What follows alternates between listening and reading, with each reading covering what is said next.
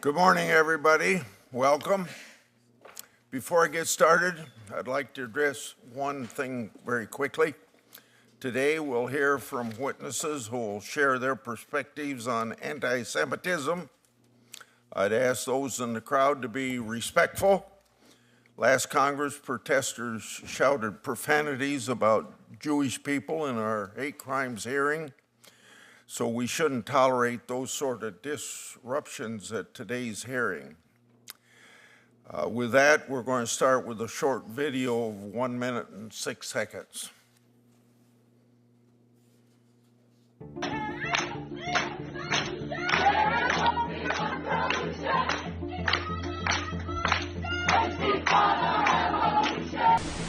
From coast to coast, campus to campus, Ivy Leagues, large universities, small colleges, and even high schools, pro-Palestinian protests are spreading and becoming increasingly disruptive. Long live the Intifada. There is only one solution, Intifada revolution. One protester was seen carrying a Hamas flag. This movement is mushrooming. We are Hamas! You're Hamas, wow. You're what? You're Hamas? Yes, we're all Hamas! 2023 anti-Semitic assault incidents increased by 45%, vandalism by 69%, and anti-Semitic harassment increased by 184%. Jewish students I talked to, John, said quite simply they don't feel safe. There's an acute problem taking place right now before our very eyes. I'll conclude by pointing out the obvious. Protecting Jewish people does not come at the expense of any other group. This committee held a generalized hearing on hate crimes entitled "A Threat to Justice Everywhere, Stemming the Tide of Hate Crimes in America." You notice that our hearing title is similar. Our hearing title is "Never Be Silent, Stemming the Tide of Anti-Semitism in America." I want to explain why this isn't another generalized hearing on every kind of hate with no specific outcome. October the 27th, 2023 was a very horrifying days, the most in recent memory. Hamas terrorists waged the deadliest attack on Jews since the Holocaust. They callously murdered over 1,200 people, and they slaughtered children. Women were brutally raped. About 250 people, including Americans, were taken hostage. You'd expect this horror to lead everyone to rally around Jewish people. I had people stop me in the hallways last year and ask what I thought about all the killing that was going on as a result of this war. And I tried to respond in a very common sense way. Do you realize that nobody would be killed if Hamas had not invaded? Now, instead, we witnessed stunning acts of anti-Semitism on colleges' campuses. We saw prominent displays of Hezbollah flags, Hamas armbands, genocidal slogans. Our city streets, in them we heard chants of "Death to America" and quote unquote, "We are Hamas." Students, professors, rabbis, shopkeepers were harassed for no reason other than that they were Jewish. At Union Station, you saw on television anti-Israel antagonists brought their evil to the doorsteps of Capitol Hill. They burned American flags, vandalized government property with vile statements including, quote unquote, "Hamas is coming." Those burn marks remain there to this day. These atrocities were fundamentally un-American, and they raised disturbing questions such as Who is funding these activities? What agenda do these people have? And why do colleges' campuses seem to be fertile ground for radical Islamic ideologue instead of campuses where there's peaceful discussion of opposing points of view and respect for each other's point of view? In the face of questions like these, Congress had a duty to shed light on this issue and to confront it with moral clarity. To that end, my colleagues in the House held multiple hearings on anti-Semitism, exposing the willful blindness of leaders in education and government. But on this side of the Capitol, committees remained silent. Presumably, this silence was because elements within the Democratic Party sympathized with protesters, as one Democratic senator put it, quote, "There is a reckoning necessary in the political left with anti-Semitism and how certain factions have responded after October the 7th. Continuing to quote that senator, I don't hear a lot of people on our side really focused on condemning it.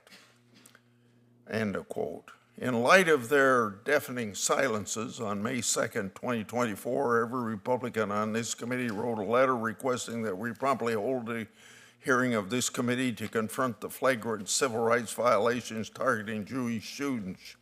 Yet even though anti-Semitism was literally happening right in front of our eyes, this committee didn't hold a hearing. But even then, after a few months, it was a vague hearing to, quote, examine threats facing marginalized communities and how we can better protect the safety of all Americans, end of quote.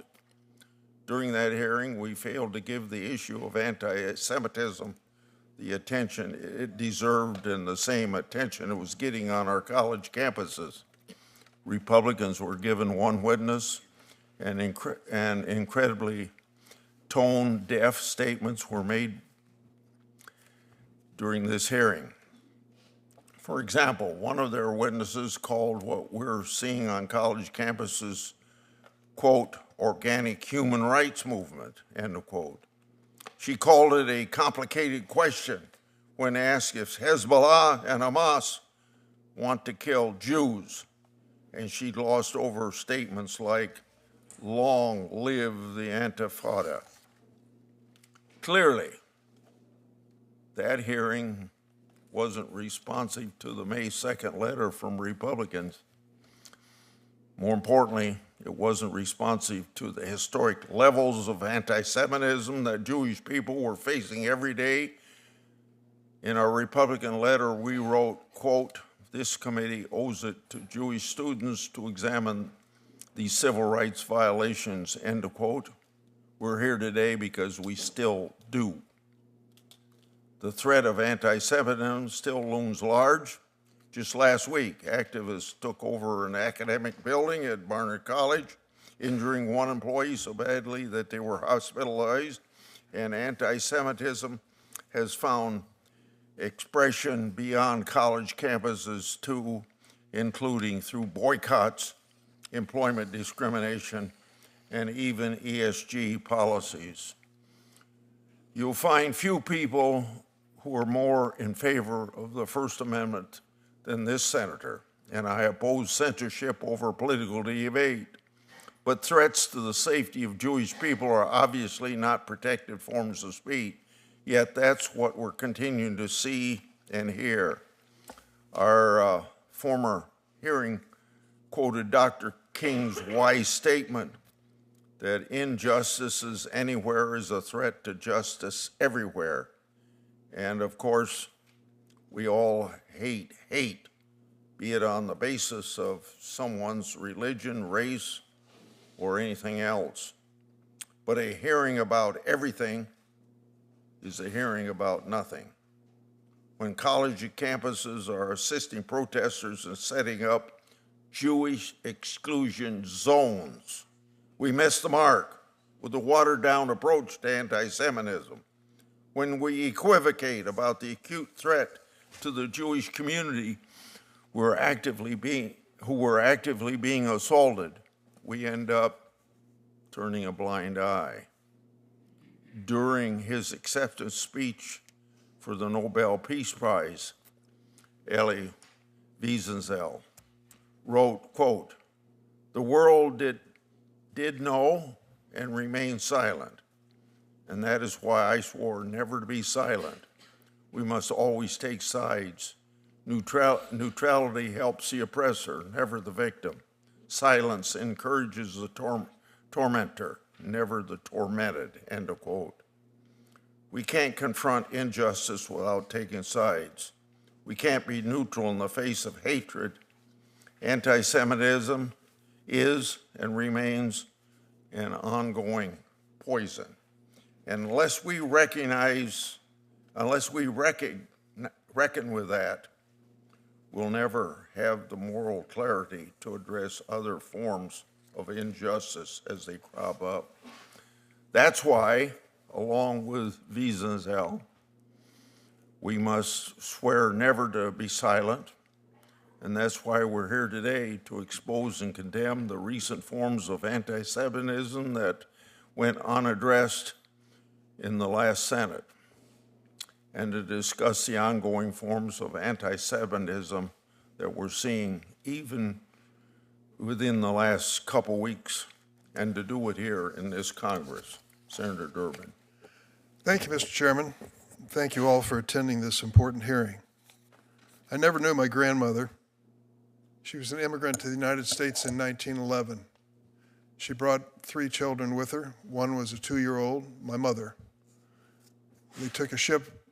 They started in Lithuania, where my mother was born, took a ship to Baltimore, not to New York and Ellis Island, and disembarked and somehow found their way to Illinois. I don't know how. I'm sure no one spoke English. She brought precious few things with her because she had 3 kids to worry about. But one of the things she made a point of bringing to the United States in 1911 was a Roman Catholic prayer book written in Lithuanian. I didn't know the significance of that prayer book. I'd seen it around the house, and my mom took care of it. But it turns out that the Russian Tsar had made it clear that this was contraband. This was illegal. You couldn't have a Catholic prayer book printed in Lithuanian. It had to be Russian. Somehow or another, my grandmother, with limited education, felt that that little book was so damned important that she was ready to risk it by bringing it to the United States of America. It was her statement and our family's statement about her freedom, the freedom of her family to practice their religion. They wanted to be here in the United States of America to practice that religion because they knew that this was a different country than the one they were leaving. Many of the nation's founders fled religious persecution, so religious freedom was critical to them as it was to my grandmother. I still have that prayer book, incidentally, up in my office. That's why the freedom of religion, often called the Constitution's first freedom, is enshrined as the First Amendment to our Constitution. But throughout our history, the United States has grappled with anti-Semitism, which historians have called the, quote, oldest hatred. One infamous example is the 1915 Atlanta lynching of Leo Frank, a prominent Jewish American businessman. Frank's kidnapping and lynching spurred the revival of the Ku Klux Klan, who were notorious for their anti-Jewish bigotry and violence. Most recently, we've seen a resurgence, a sad, tragic resurgence of anti-Semitism in America since the horrific Hamas attack on Israel on October 7th, 2023. And now I'd like to say a few words about the hearing that we had on hate speech as it impacted all religions, Jewish religion, Muslim religion, Christian religion. Yes, we had a hearing on hate speech. We didn't focus on one aspect of it. We focused on many aspects of it. One of the witnesses, or at least attending, I shouldn't say witness, but attending was the mother of a 6-year-old boy, a Palestinian boy from the suburbs of Chicago. His name was Wadi Al-Fayumi. The landlord in the house where the Palestinian family was living came to the door and told them to leave. And when they didn't leave, he pulled out a knife and stabbed the 6-year-old boy to death repeatedly, over and over and over again. His mother was hiding in the bathroom. She'd been stabbed as well. It was clearly a hate crime, and it was based on their religion. And the fact that that was part of the hearing did not diminish in any way my strong feelings about anti-Semitism. It is the same hatred that we are trying to stamp out in this country. In 2023 alone, which only includes the first 3 months after October 7th, the FBI reported 2,000 hate crimes against the Jewish community. More than 2/3 of all reported religious-based hate crimes in 2023 were driven by anti-Jewish bias. I'm making no excuses for that, but whether your bias is against the Jewish people, Muslim people, Christian people, or any other religion, it is still a hate crime, and in America we should condemn them all. As chair of this committee, I held multiple hearings on the growing threat of hate-motivated violence. We heard compelling testimony from Rabbi Charlie Citron Walker, I hope I pronounced that name correctly, did I? About the 2022 hostage crisis at his Colleyville, Texas synagogue. He told us how he opened the door to the terrorists because of his belief, the rabbi said, that the temple should be, quote, a house of prayer for all people. He also testified he survived that day because, as the leader of a synagogue in America, he was well trained to respond to security threats. We have to work together to bring about a day where rabbis need only be spiritual leaders, not security experts as well. Rabbi Citron Walker told us that, quote, a terrorist chose a Jewish synagogue because he thought the Jews control the world, end of quote. We must do everything in our power to debunk this bigoted lie, which has driven so much anti-Semitism throughout history. Let's be clear, there is no justification, none, for anti-Semitism, whether from the left or the right side of the political spectrum. Violence or threats of violence have no place, none, on our college campuses and should be prosecuted to the full extent of the law. It is up to the political leaders to stand up and condemn anti-Semitism wherever and whenever we see it, even if it's coming from the most powerful people in the nation. That's why I feel compelled to say how troubled I am by some of the actions of this administration. First of all, I reject President Trump's comments that, quote, any Jewish person that votes for Democrats hates their religion. That was a statement by President Trump. And, quote, people in this country that are Jewish no longer love Israel. That's what the president said. What does that mean? On his first day in office, President Trump issued a full, unconditional pardon to the thugs responsible for the January 6th insurrection. Many of the rioters who received pardons openly embrace violent anti-Semitism. Take Robert Keith Walker, who wore a black hoodie emblazoned with the quote, the shameful quote, Camp Auschwitz on that horrific day. Or consider Timothy Hale Cusinelli, who prosecutors identified as, quote, a white supremacist and Nazi sympathizer. A white supremacist and Nazi sympathizer. He told his co-workers that, quote, Hitler should have finished the job. Those are the words of Timothy Hale Cusinelli. He frankly often dresses up to look like Adolf Hitler, and here's a photograph. At Hale Cusinelli's hearing, Judge Trevor McFadden, a Trump appointee as judge, said, quote, statements and actions like yours, he said to Cusinelli, make Jewish people less safe and less confident they can participate as equal members of our society.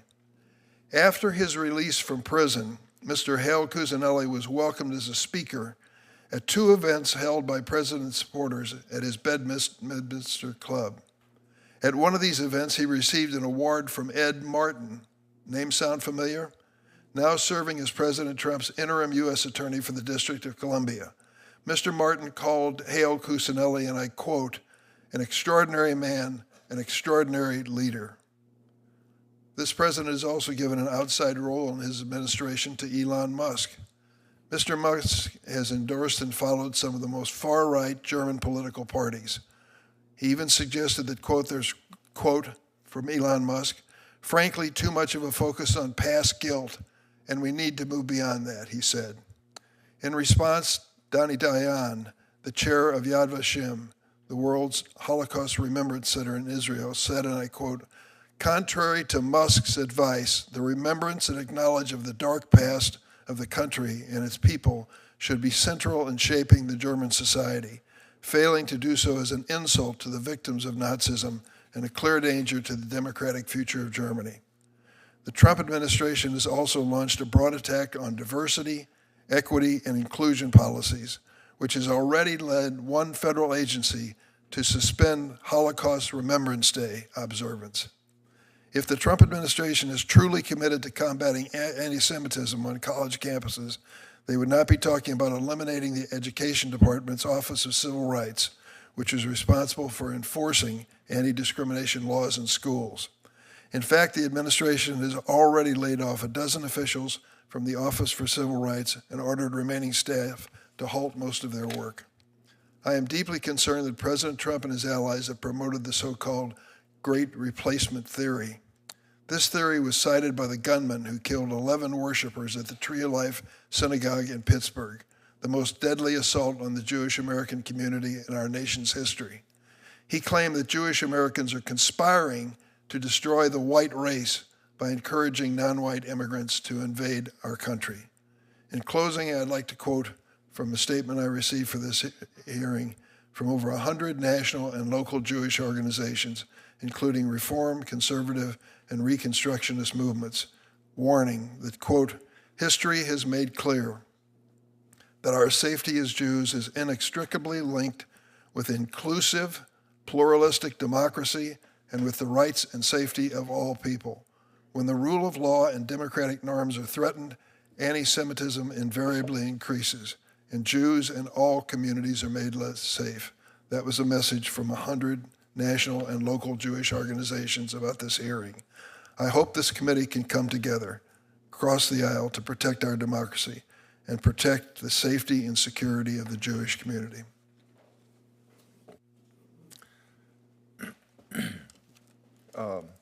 Before I introduce the witnesses, I think I want to make clear that I think that the Trump administration is taking strong steps to fight anti-Semitism in this country.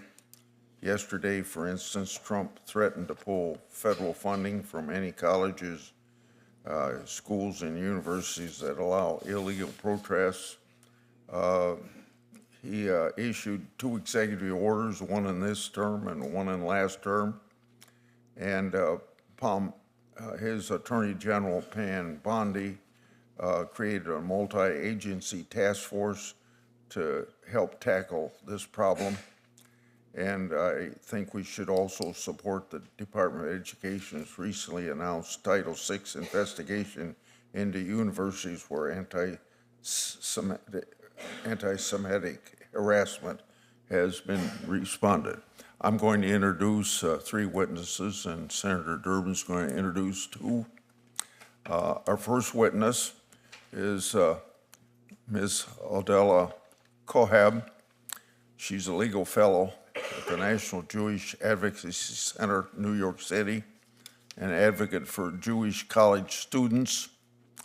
She gained national attention while a student at NYU when she filed a civil rights complaint against the university in 2019 for discrimination against Jewish students. She's also a UN speaker on Jewish rights and has written extensively on issues related to anti-Semitism in Israel. You're welcome. Next, we have Eliza Lewin, president of the Louis D. Brandeis Center for Human Rights Under Law. This nonprofit was created to advance civil and human rights for Jewish people and promote justice for all. The Brandeis Center engages in research, education, legal advocacy, combating the resurgence of anti-Semitism on campuses and in workplaces. The center also trains students to understand their legal rights and educate employers on best practices to combat anti-Semitism. Then we'll hear from Uzra Noami, an American journalist, author, activist, who has worked on issues related to Islam's women's rights and free speech. She's a former Wall Street Journal reporter. She has written extensively on these issues. Her advocacy is motivated by her dear friend and colleague, Daniel Pearl, who we all know was savagely murdered by terrorists in Pakistan. Senator Durbin. Thanks, Mr. Chairman. I'd like to first welcome Kevin Racklin. He's the inaugural Washington director at the Nexus Project. 15 years experience in advocacy, coalition building, and nonprofit leadership. Senior fellow for Israel and Palestine policy at the Alliance for Peace Building. Kevin previously served as Vice President of Public Affairs at J Street and as the U.S. Director for the Alliance for Middle East Peace. I also welcome Mirav Solomon. Did I pronounce your name correctly? Good. Junior at Tufts University, studying international relations, concentrating on the Middle East. She's an alumnus of the School for Ethics and Global Leadership. I'm going to mess this name up, I'm afraid. The Kavunan Gap Year Program and Seeds of Peace. She's also served on Tufts Hillel Student Board and is trained dialogue facilitator with Essential Partners. Thank you all for being here. Now I would ask you to stand and take an oath. Do you swear or affirm that the testimony you're about to give before this committee will be the truth, the whole truth, and nothing but the truth? So help you God. Let the record note that all have said yes, and we'll let you start, Adella.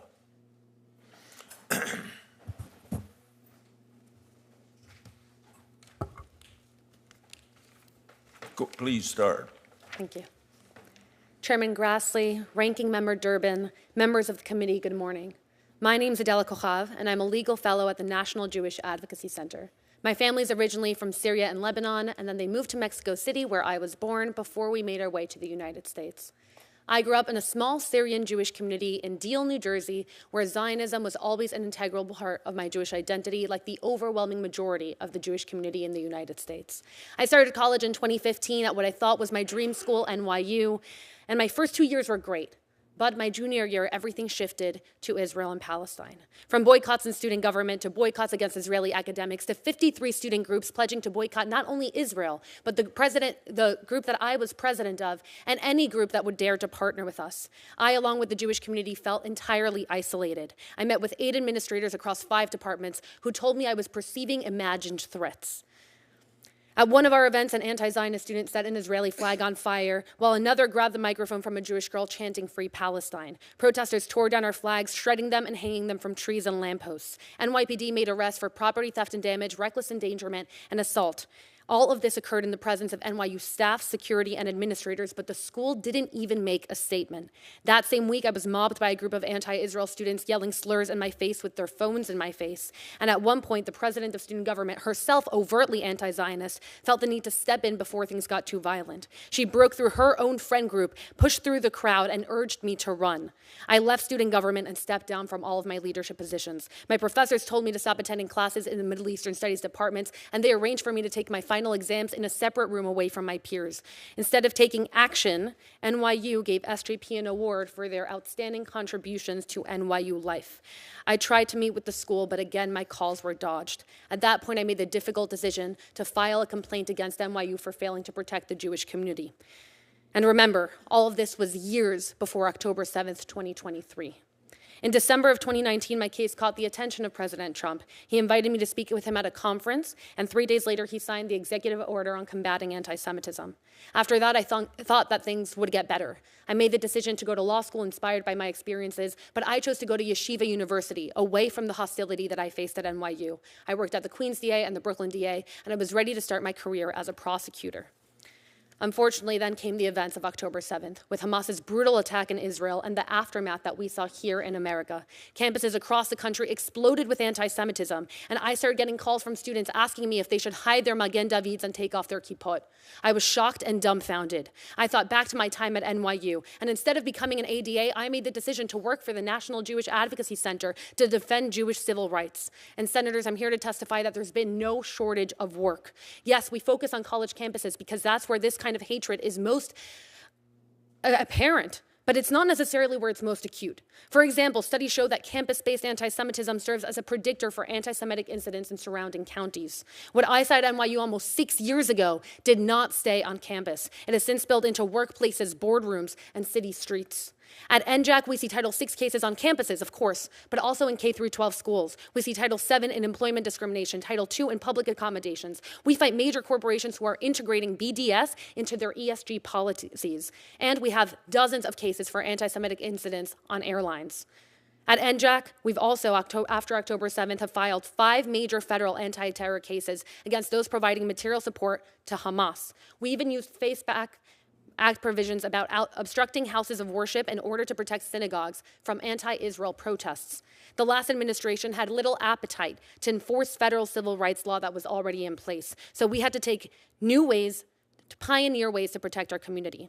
I'm thrilled to see that the new administration is finally taking the issue seriously, but I'm also incredibly disheartened to see that some people still politicize this. First, at anti-Semitism hearings, we'll often hear from voices that don't represent the overwhelming majority of the Jewish community. Second, it seems that before this hearing, National Students for Justice in Palestine, which is one of the defendants in our anti-terror cases, sent out an email about this hearing looking for stories of the chilling effect that Trump's administration and their executive orders that he signed, especially after my case, might have on those tormenting the Jewish community. Now, we should give the committee the benefit of the doubt. SJP has never been known for their integrity. But even if the email's not true, it means that SJP saw an opening because of how political this has become. They're trying to attach themselves to the Democratic Party in order to co-opt their efforts to have a meaningful, real conversation about anti-Semitism. And I implore the members of this committee not to let that happen. I urge the minority to see us as people, your own constituents who actually need protection. We are the targets of hate crimes and discrimination. We want to work with you. Help us instead of looking for counterfactual counter-narratives. Next, I know some like SJP might frame steps to fight anti-Semitism as a threat against freedom of speech.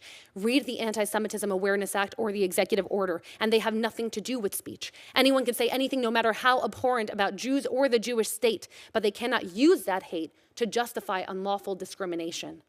In terms of concrete proposals, we must adopt the IRA definition, which is supported by virtually every major Jewish organization, as well as the Bush, Obama, and Biden administrations across all federal discrimination law. Without a clear standard, justice is arbitrary, and anti-Semitism thrives in loopholes. Congress has the power and the obligation to close them. That, at the very least, should be bipartisan. Thank you, and I welcome any questions. Thank you very much. Now, Mr. Rashan. Thank you so much, Chairman Grassley, Ranking Member Durbin, and members of the committee. My name is Kevin Racklin, and I am the Washington Director of the Nexus Project, a group committed to countering the dangerous spike in anti-Semitism in ways that bring communities together and that preserve academic freedom and the right to free expression. Anti-Semitism in America has reached alarming new levels. The latest FBI data shows that Jewish Americans, which account for about 2% of our population, were targeted in nearly 60% of all religious hate crimes, a nearly 20% jump from the previous year. This demands our serious attention and urgent action. Today, we will hear from Ms. Solomon, and we have just heard from Ms. Coab about the human toll that anti-Semitism can take on students on campus. Harassment, protest chants targeting Jewish students because of their identity, Jewish students being excluded from organizations unless they renounce their Zionist identity, synagogues, JCCs, and preschools requiring armed guards. We even hear of Holocaust survivors who, for the second time in their life, feel the need to hide who they are. Whether it's the fallout from October 7th, or the growth of Nazi expressions online, Jews around the world have a heightened understanding of how much inherited fear and trauma that we carry with us as a result of the Holocaust. So the normalizing of Nazi symbols, ideas, and slogans, like the Nazi salute, is deeply shocking and upsetting. Seeing this salute, one of the most perversive signals of anti-Semitism on perhaps the most prestigious platform in the country, is beyond terrifying for American Jews and Jews all around the world. Who could have imagined a president hosting a known Holocaust denier like Nick Fuentes, or a rap star who promotes brazen anti-Semitism? Who could have imagined senior administration officials promoting the Great Replacement Theory rhetoric, the same ideology that drove mass shootings at Tree of Life, El Paso, and Poway? What more troubling signal can there be for the American Jewish community? And what's most troubling about all of this is that the lack of meaningful condemnation when public figures like Steve Bannon and Elon Musk advance anti-Semitic conspiracy theories or flash Nazi salutes at major political gatherings. These gestures are celebrated and embraced by the most extreme parts of the hate movement, and the relative silence of too many of our politicians normalizes hate and emboldens those animated by anti-Semitic ideas. Congress has spent more time in press conferences and hearings than voting on funding for substantial solutions to this crisis. The Trump administration, meanwhile, seems to be using the legitimate pain of Jewish communities to advance an agenda that most Jewish Americans do not support. A prime example of this is the Heritage Foundation's Project Esther. This initiative is not endorsed by any major Jewish organization and was developed with minimal Jewish input. And it shows. Esther harmfully exploits our legitimate security concerns to sow fear and whip up support for policies that Jewish Americans have not asked for and overwhelmingly reject. Project Esther paints liberal civil society groups as a Hamas support network without any proof. A recent Trump administration executive order seeks to turn universities into immigration enforcers. These actions divide communities and waste critical resources that could be used more practically to tackle actual anti-Semitism in this country. The demonizing of vital institutions in Esther is now starting to come out in the mouths of our cabinet secretaries, like Secretary Kennedy, who just this week called universities greenhouses for this deadly pestilence of so-called woke cancel culture. This does not make Jews feel safer. It divides our society and pits Jews against other vulnerable communities who also face xenophobia, hate, and discrimination. Jewish safety is most secure in healthy and thriving democracies with robust civil rights protections. History shows that we are most vulnerable when democratic institutions are weakened or destroyed. Therefore, I really wish this committee to consider these recommendations. First, I urge you to speak out against anti-Semitism, regardless if it comes from your party or your group. This should be easy. No respectable person should stand by in silence while public figures use the symbols, slogans, and ideas of the most anti-Semitic, hateful, and genocidal regime in human history. Second, instead of hearings and finger-pointing, use your power to authorize concrete action like the Countering Anti-Semitism Act, which was introduced last year and which the majority of this committee supported and co-sponsored. While that bill is flawed, it still enjoyed far more Jewish communal support than any other congressional initiative related to this issue in recent memory. Third, listen to us. Listen to Jewish voices. Listen to the large plurality of Jewish voices and organizations warning that America must not be allowed to slide into authoritarianism. Now, as throughout our history, attacks on pluralism and on democratic norms make us feel less safe. And finally, don't discard the 2023 National Strategy to Counter Anti-Semitism. It is a landmark document, a first of its kind, developed with input from over 1,000 Jewish communal professionals and with robust bipartisan support, including most of the people on this committee. We need thoughtful, evidence-based policies rather than rhetorical gestures that exploit our fears for unrelated political objectives. The most important way to confront anti-Semitism is to strengthen democracy and not to undermine it. There has to be a way for leaders can protect Jews without targeting other communities. I know that I and the other members of the other witnesses stand ready to work with this committee on real solutions that bring communities together rather than divide them apart. Thank you so much, and I look forward to everyone's questions. Thank you. Now, Ms. Lewin. Chairman Grassley, Ranking Member Durbin, and esteemed members of the committee, I'm honored to appear before you today. My name is Aliza Lewin, and I'm president of the Louis D. Brandeis Center for Human Rights Under Law. I also have a law practice together with my father, Nathan Lewin, where I worked full-time before coming to the Brandeis Center. As an attorney, I've devoted much of my professional career to pursuing legal initiatives on behalf of the Jewish people. I led the legal team that represented the Israeli manufacturer and distributor of Ben & Jerry's ice cream in his lawsuit against the ice cream company, which prevented an unlawful boycott of Israel. And I argued the case Zivotofsky versus Kerry before the U.S. Supreme Court, which influenced U.S. policy on Jerusalem's recognition. And together with my father, we brought the first first case in the U.S. under the Anti-Terrorism Act, which helped establish a legal precedent enabling American victims of terror to sue domestic-based groups that provide material support for terror. As president of the Brandeis Center, I have spoken for the past 7 years when I've been in this position, almost every day, with students, parents, employees, medical professionals, patients, and other individuals who have encountered anti-Semitism. And let me share with you a bit of what I am hearing from them. First, Jewish students on campus are being subjected to a sustained, coordinated campaign that has convinced many of their classmates, professors, and even some administrators that it's okay and even commendable to ostracize Jewish students who refuse to renounce their connection to Israel. Two, universities have not only failed to protect their Jewish students from this harassment, but over the past year they have frequently catered to the very people who are doing the discrimination by refusing to hold them accountable for violating university policies and the law. Three, often the ones engaging in the discrimination claim that they're not discriminating against Jews, they're only discriminating against quote-unquote Zionists. But Zionism, the recognition that the Jews are a people with a deep ancestral connection to the land of Israel, and that as a people, Jews have a right to self-determination in their ancestral homeland, is, for most Jews, an integral component of their Jewishness. It's true that not all Jews are Zionists, just as not all Jews are Sabbath observers. But that does not negate the fact that for Jews who observe the Sabbath and for Jews who celebrate the Jewish people's ancestral heritage, those are key components of what it means to them to be Jewish. If someone were to exclude all Sabbath-observant Jews from their club, that would be obvious Jew hatred. Excluding Jews from a club or a space on campus for being Zionists is no different. It's akin to demanding that a Catholic disavow the Vatican or Muslims distance themselves from Mecca in order to be accepted. It's discriminatory, biased, and immoral.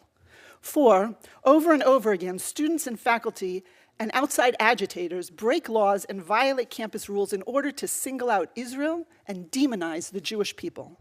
Make no mistake, what we're seeing on campus is not a good faith political debate. Students are not dialoguing, they're not even debating Middle Eastern policy in an effort to make constructive change. No, in fact, when Jewish students seek to engage and actually discuss the issues, they're frequently shut down and told, we don't speak to Zionists, or we won't speak with the colonizing oppressors.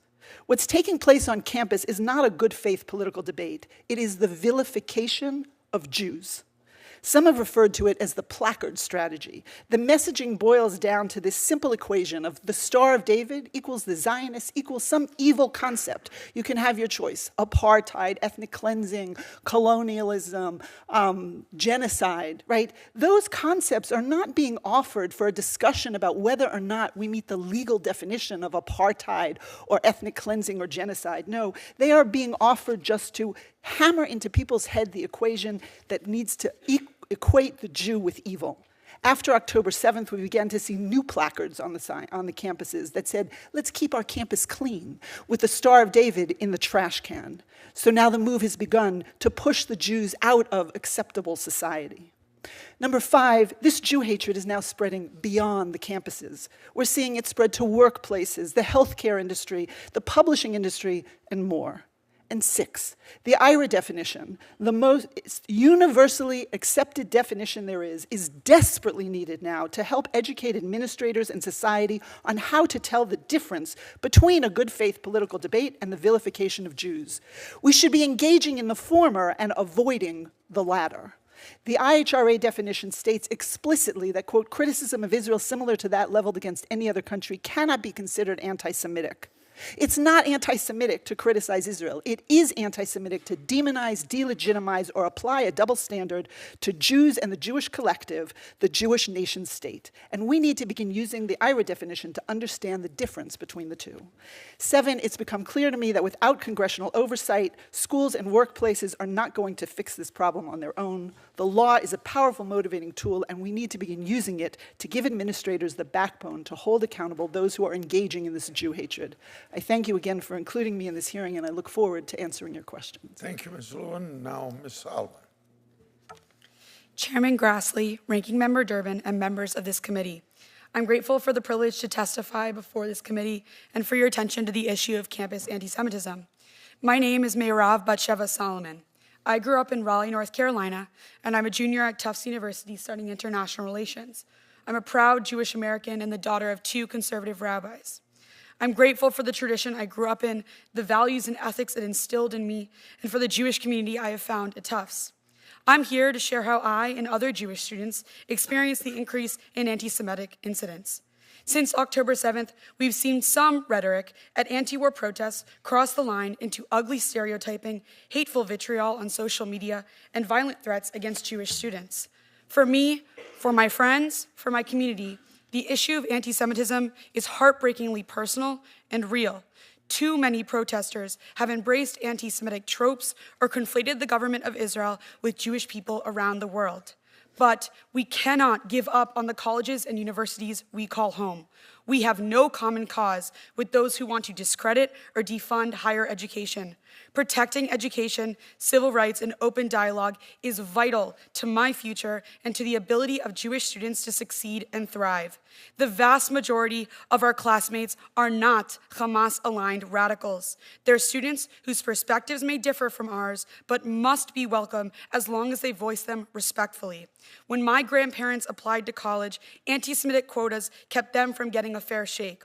We shouldn't let the hateful ideas of a small minority of students be a reason to dismantle the education they fought so hard for.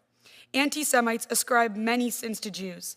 They charge us with deicide and propagate myths of blood libel. They blame us for capitalist excess or for communist plots, for rootless globalism or dual loyalty. But Congress and the Trump administration are abandoning the most effective tools the government has to fight anti-Semitism in all of its forms.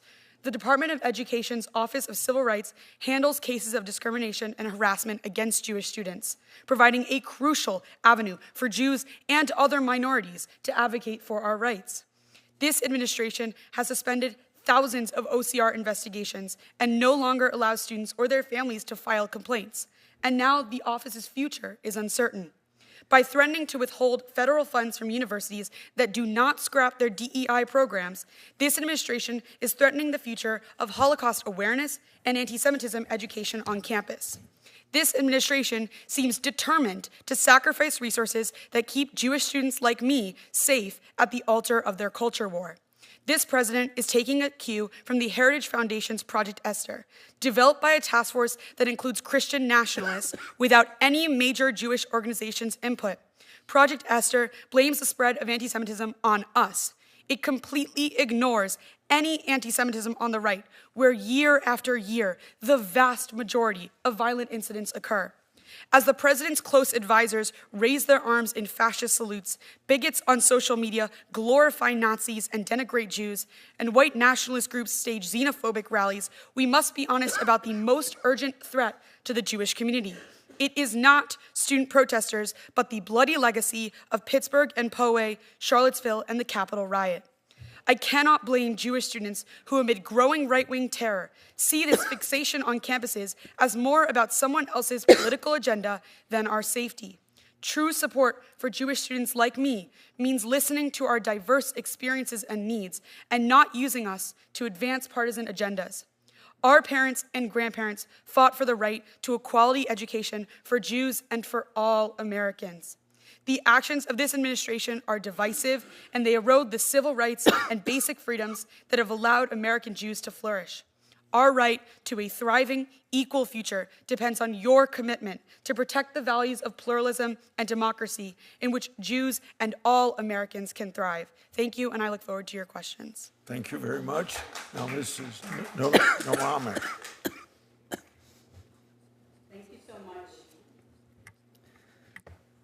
Thank you so much, Chairman Grassley and Ranking Member Durbin. I sit before you today as a witness to what I have seen on the streets of our world. I was born in India. My parents gave me the name of Asra Nomani. Asra means the mystical journey that the Prophet Muhammad made from Mecca to Jerusalem, landing at the rock that now is called the Dome of the Rock. Why I'm here today is because I have a deep and profound care for every sentiment expressed today about this war that we are seeing on the Jewish people. It is disturbing and frightening. It is my worst nightmare 22 years ago, I stood on a street in Karachi, Pakistan, and I waved goodbye to a dear friend. His name was Daniel Pearl. He was a friend who helped me learn America as an immigrant. He went with me to the big hunt down at DuPont Circle, now abandoned. He let me throw my first party because I hadn't gone to my prom as a good Muslim girl. There were parrots above us, and they sang into that Karachi sun. And in the days that followed, my friends, we learned that Danny had been kidnapped. He had been kidnapped by Muslim militants. First, they said he was a spy for the CIA. And then the newspapers unfortunately reported that Danny is Jewish. The ransom note arrived, senators, and it said that he was not just a spy for America, but he was a spy for the Mossad, the Israeli intelligence agency. What they did in those next days is they demonized Danny because he was a grandson of Israel. Weeks later, we received the murder video. And in the murder video, Danny declared those words that are lasting forever beyond his breath. My father is Jewish, my mother is Jewish, I am Jewish. Many people will think that he was targeted because he was Jewish. But an FBI agent went and interviewed the kidnapper, and he said, I didn't target him just because he's Jewish. I targeted him because he is a son of Israel. And in those last words of Danny, he said, there is a street in a town called B'nai Brak with my ancestor's name, Haim Pearl Street. I am here to report to you that in the 22 years since then, I have been investigating the network that has perpetuated the hate that was targeted against Danny. We have called them agitators today, and we have called them protesters, but they have names. They are from organizations that are in a network that I have numbered now at 1,500. This is not a grassroots organization. They put out posters like this one with military warfare, and ironically, no pride in genocide, free Palestine. They target everyone. I have this poster from the Democratic National Committee convention, and you will see familiar faces, yes, because they target the Democrats also. But if you don't believe me about this network, look at their signs. What does it say here? American Muslims for Palestine. What does, Chairman Grassley, you mentioned the Hamas is coming graffiti at Union Station. It was not just an agitator, it was a man who is the Richmond director of American Muslims for Palestine. Who is it that burnt the flag at Union Station? It was a man who is, look at the fine print, Party for Socialism and Liberation. The hate that killed Danny Pearl on the streets of Karachi is now in our streets. It's on our campuses. It's a frightening network of the far left and the Islamist groups. Nobody in this room can support their ideals. Their ideals are against individual liberties and free enterprise. They want to destroy the United States of America. They want to destroy Israel. And our young Jewish students on campuses, our younger Dannies, are in their crosshairs. We must recognize this existential threat. It is a vast network. We must investigate them. We must have them register with the Foreign Agent Registration Act when they are doing the work of these malign foreign actors that want to destroy America. And we must support Muslim reform movement leaders who want to stand up with our Jewish brothers and sisters. Two of them sit behind me today, Anila Ali and Surya Deen, and they are the solution. We are the solution. We do not have to be divided in our contest over suffering. We must end hate of all kinds so that Danny's legacy can survive into the modern day with freedom for all, and transparency and accountability so that all our young Dannies can be safe in this world. Thank you so much.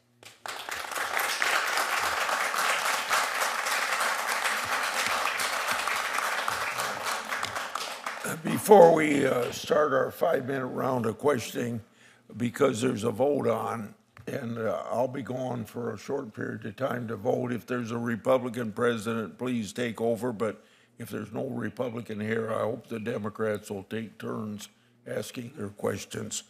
I'm going to start with you, Ms. Noami. At our last hearing, a member of the other side said, quote, "What we are trying to do is to identify a problem in America that extends beyond the Jewish population," end quote. As a Muslim woman, I'm sure hate crimes against all religious minorities trouble you, and you've said that very clearly just now. But in our current environment, do you think that anti-Semitism warrants attention in its own right?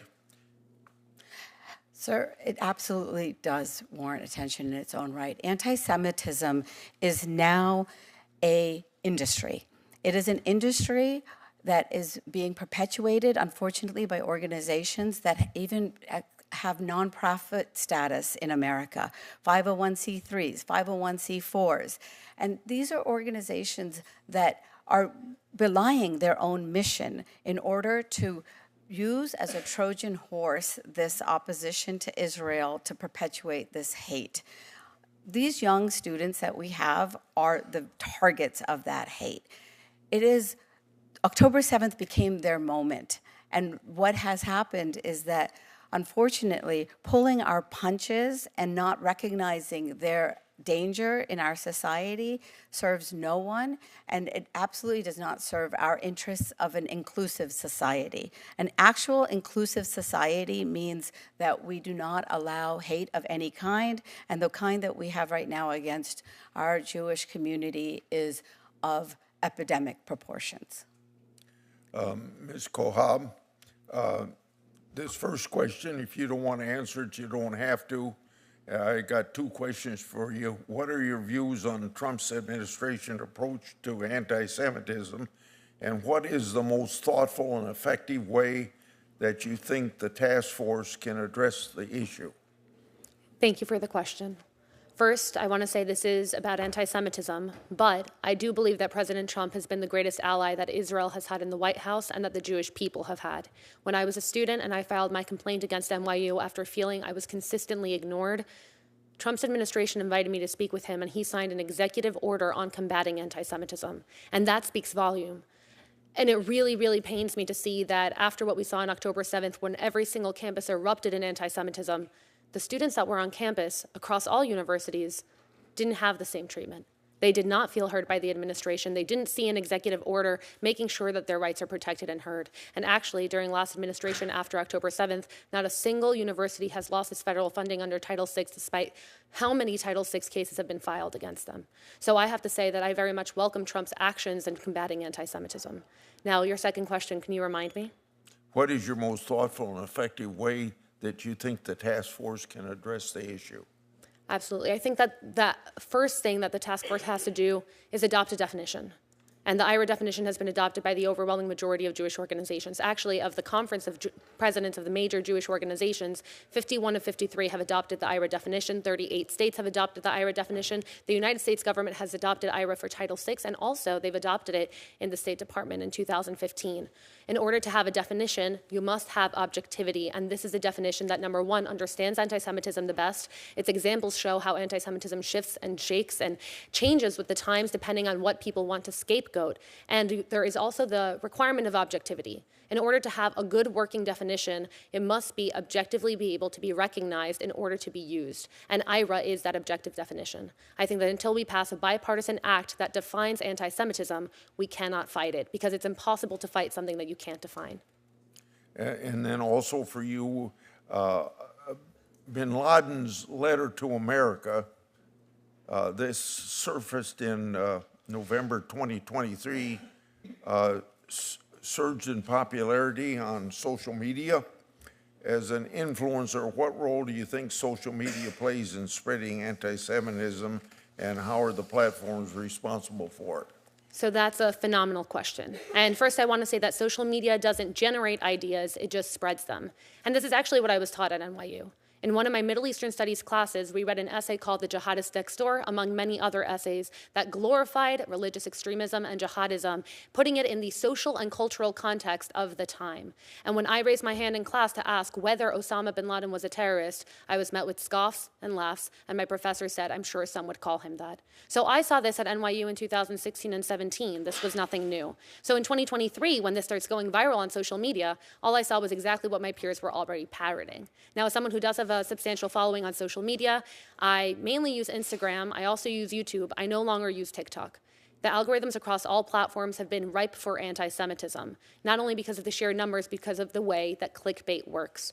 A video that I would post on Instagram would go viral on TikTok in a completely opposite direction, to the point that I was getting death threats, calls for me to commit suicide on the daily, and I'm no longer on TikTok.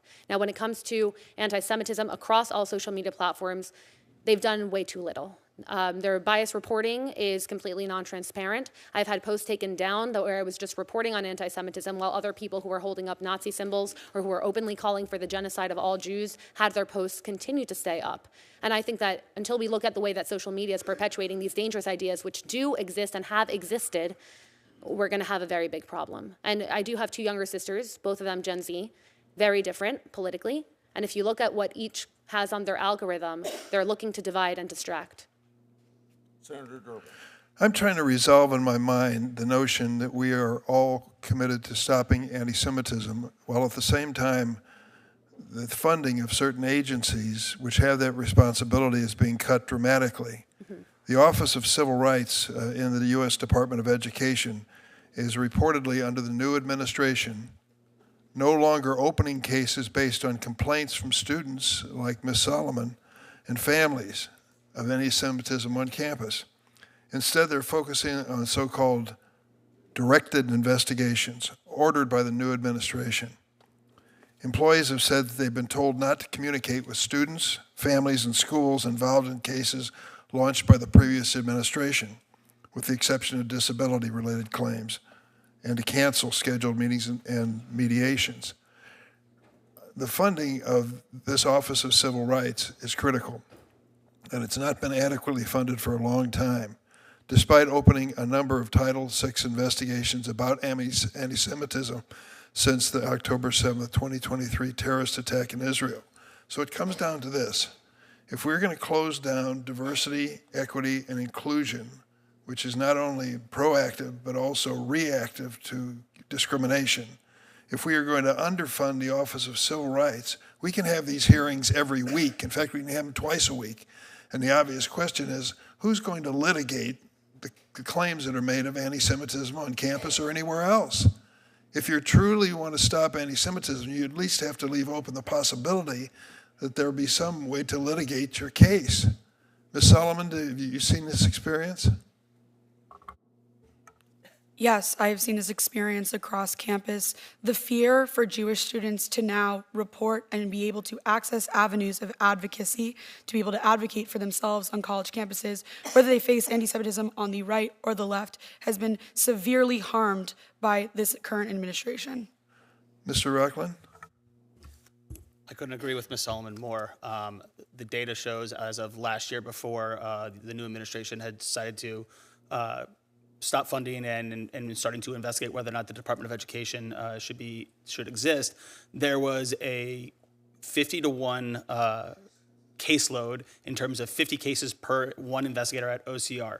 The office has consistently been underfunded and is consistently up for cuts by Congress. One of the things that I have been talking about and pushing more than anything else is that this was a bill last Congress called the Showing Up for Students Act that was introduced by your colleague, Mr. Casey, and Mr. Goldman on the House side. And all this would do would be to increase the amount of money to go to OCR so that they can adequately have the funding to continue these investigations. I think without OCR in this space, things get very dangerous. And while it's languishing in purgatory, more and more cases continue to build up. So the point of this inquiry is basic. If we all agree on the premise that anti-Semitism should be stopped, where do you go to stop it? If the new administration believes it shouldn't be the Department of Education, even some have called for abolishing that department, and it shouldn't be the Office of Civil Rights, where do you turn? You can't have it both ways. You can't declare that this is wrong and we need to stop it, we need to give due process and a day in court to those who are aggrieved, and then shut down on your funding and your philosophy the venues that are important for this to happen. That to me just seems so obvious. I can't follow the thinking on that. So I hope that we can resolve that. Let me yield at this point because I have to go vote to Senator Lee.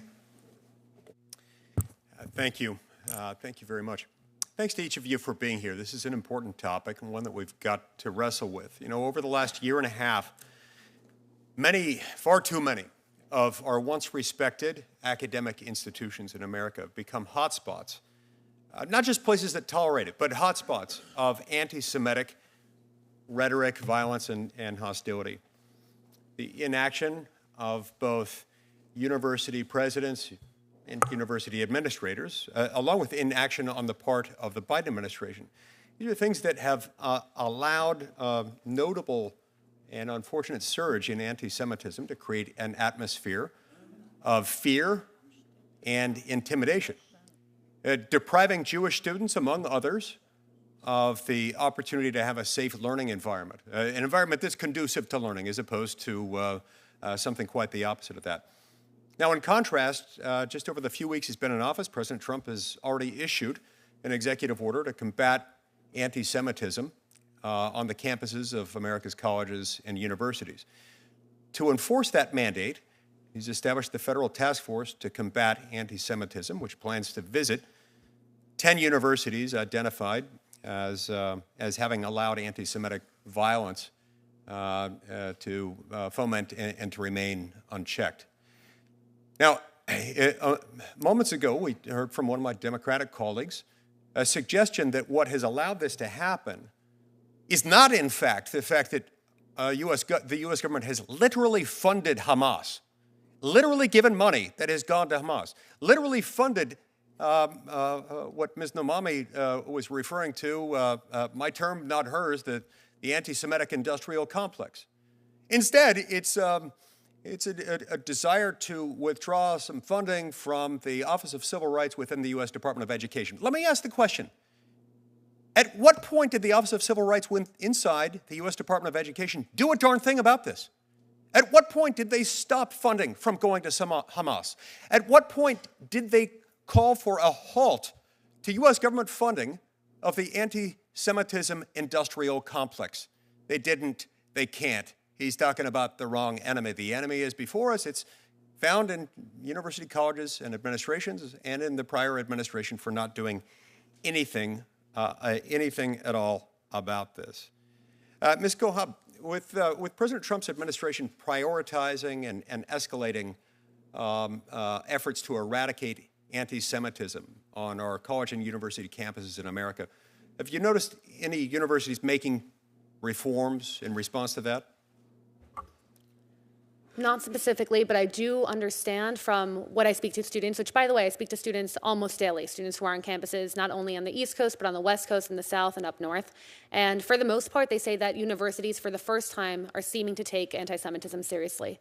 They're no longer bending knees. What you saw at Columbia and at Barnard was a tragedy. This happened a week ago when students took over a building again. I mean, there's actually a video of the dean asking for permission from the protesters to use the restroom.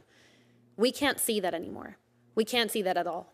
At the same time, I do want to say that it seems that the new administration, because they're putting teeth finally behind the civil rights acts that we've been begging to be enforced, administrations are finally making a difference. Take, for example, NYU, which I filed my case against them in 2019, and then there was another case filed against them in 2023. They've changed their policies to have an anti-Zionism section that straight up says that you cannot use Zionism as a litmus test to let students in or out of spaces. You cannot ask students whether or not they're Zionists. You cannot have Zionist-free spaces. That's a huge step forward. I really think that administrations have started realizing that they were privileging activism over academics to the detriment of not only their Jewish population, but to any student who might think differently. often using contrived, supposed, but really false inadequacies in the law as a justification for it. Either an interpretation of the First Amendment that it really can't be reconciled with First Amendment jurisprudence, or in some cases, supposed inadequacies of the civil rights laws that don't exist. Now, the Anti-Semitism Task Force plans, at least initially, to visit the following 10 schools: Columbia, George Washington, Harvard, Johns Hopkins, New York, Northwestern, UCLA, Berkeley, Minnesota, and USC. Are there other schools that you would add to that list that ought to be at the top? How much time do you have? I do think that every single Ivy League school is to blame. I think that there's some schools that can be studied. So, for example, there are studies like in Florida or schools in Georgia that immediately shut down the encampments. Even, for example, at Princeton, they put out a statement after the encampments at NYU and Columbia where they said any student who attempts to encamp will be suspended and possibly removed from the university. They had 2-3 students try to encamp and it was shut down immediately. I think if I'm thinking of other hotspots, was Berkeley on your list? Stanford? It was not. So I'm sure there are lots of others that could be mentioned. Maybe we can cover those in a subsequent meeting. Ms. Nomami, what tools does the U.S. Department of Justice have at its disposal to go after those suspected of committing hate crimes against Jewish Americans? Well, we have to prosecute. And to your earlier point, what has happened is that this anti-Israel industrial complex, as you very eloquently put it, has created franchises at these various universities that have taken money from these malign foreign influence actors. I would add Georgetown University to your list, where I taught journalism, George Mason University, UC Berkeley. They are creating this conveyor belt of radicals that are now going into our streets and on our campuses. The efforts that the Justice Department has to do is, one, investigate the malign foreign influence. Behind me, you will probably recognize the familiar color of the Code Pink activists. And what is unspoken oftentimes is the fact that a man by the name of Neville Roy Singham has helped to fund this Chinese propaganda against America, using Israel, for example, and Jews as now a Trojan horse to have this kind of hate.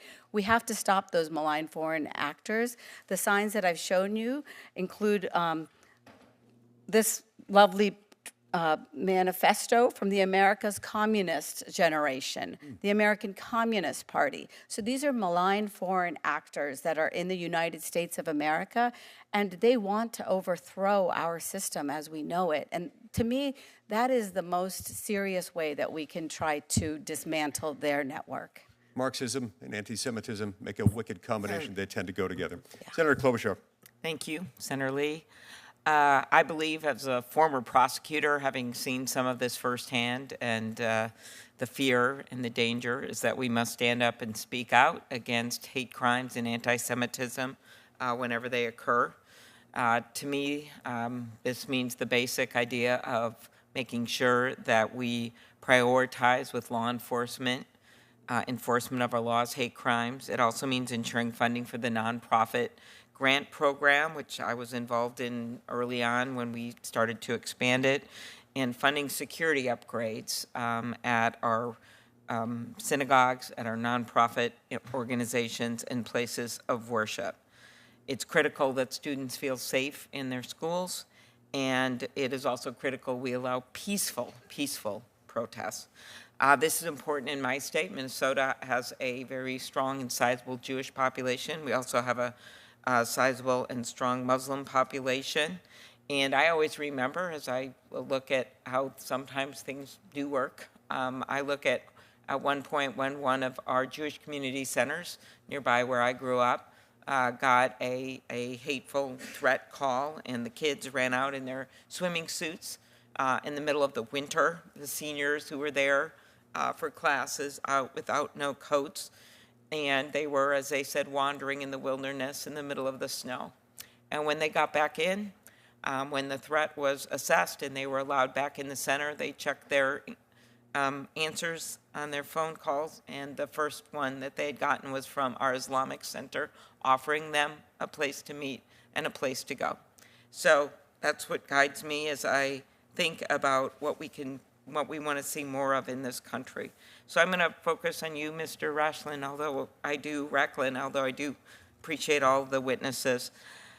Minnesota, just last year, as many as 25 Jewish schools and religious facilities received bomb threats. We also had threats on mosques, and we actually had a pretty severe bombing at a mosque that was investigated by the FBI years ago, and people were prosecuted that were white supremacists. In your testimony, you said that the fear of anti-Semitism has become commonplace for too many American Jews. Could you talk about how we could better direct ways for the public to help out on this? Our U.S. attorney that from the last administration, Andy Luger, who's Jewish and really created a good working relationship with our Muslim community, prioritized working to build community relations, including meeting with those at Temple Israel in Minneapolis after their synagogue was defaced, making sure the community was informed. Could you talk a little bit about that?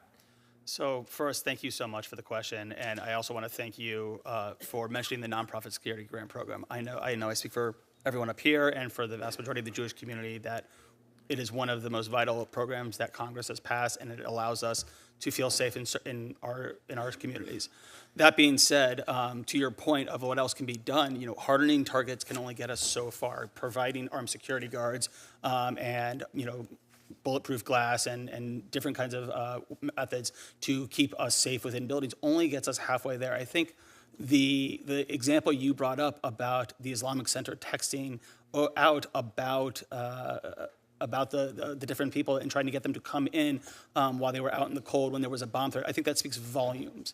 I've worked in the peace building space in Israel and Palestine, and one of the biggest things I've noticed is the ability to bring people together, and I think that's absolutely critical. And so when we're looking at ways to combat anti-Semitism and to end it writ large, you have to look at things beyond hardening targets. I would strongly recommend people to invest in coalition building processes, bringing communities from across the spectrum together to actually have constructive conversations, to teach, to create a shared language of what is and what isn't anti-Semitism, and even beyond that, what is hate and what's not.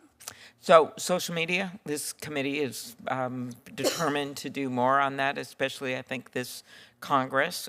Senator Grassley's long been involved in this, and of course protecting speech. But when we look at things like pornography, fentanyl sold online, impact social media is having on spreading hate. Could you talk a little bit about that? Is there enough being done online? Because I'm afraid this is instigating some of this. I would say absolutely not. I think more needs to be done online. I think one of the major drivers of anti-Semitism online is the X platform, the platform formerly known as Twitter, with the removal of safeguards and with Mr. Musk ascending to run that company, we've seen a massive increase in anti-Semitism being propagated on that platform and spreading out from there. And that's just one platform. That's not even talking about Meta or the other social media platforms. So I think there needs to be more done to actually bring them to heel, to understand what is anti-Semitism, and to actually stop, in many cases, those CEOs that run those organizations from pushing those theories out farther. Okay. Last question. I pressed FBI Director Patel to prioritize thoroughly investigating hate crimes against all communities, including the Jewish community, and he agreed. What steps do you think the FBI, since we are the federal body here in the Senate, can take to making combating hate crimes a priority?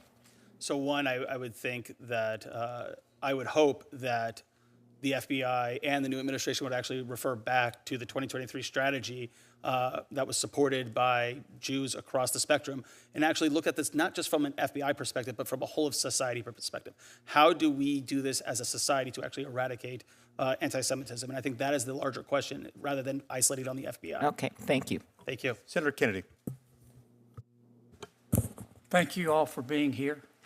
Ms. Solomon, I want to be sure I understand your testimony.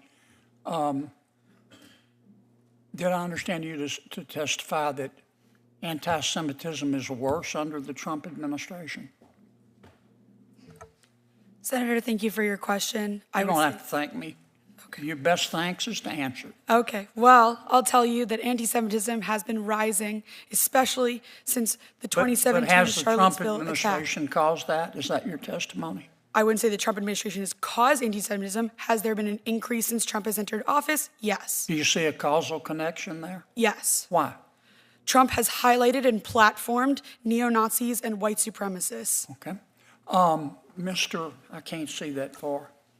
Racklin. Mr. Racklin, I understood you to say that in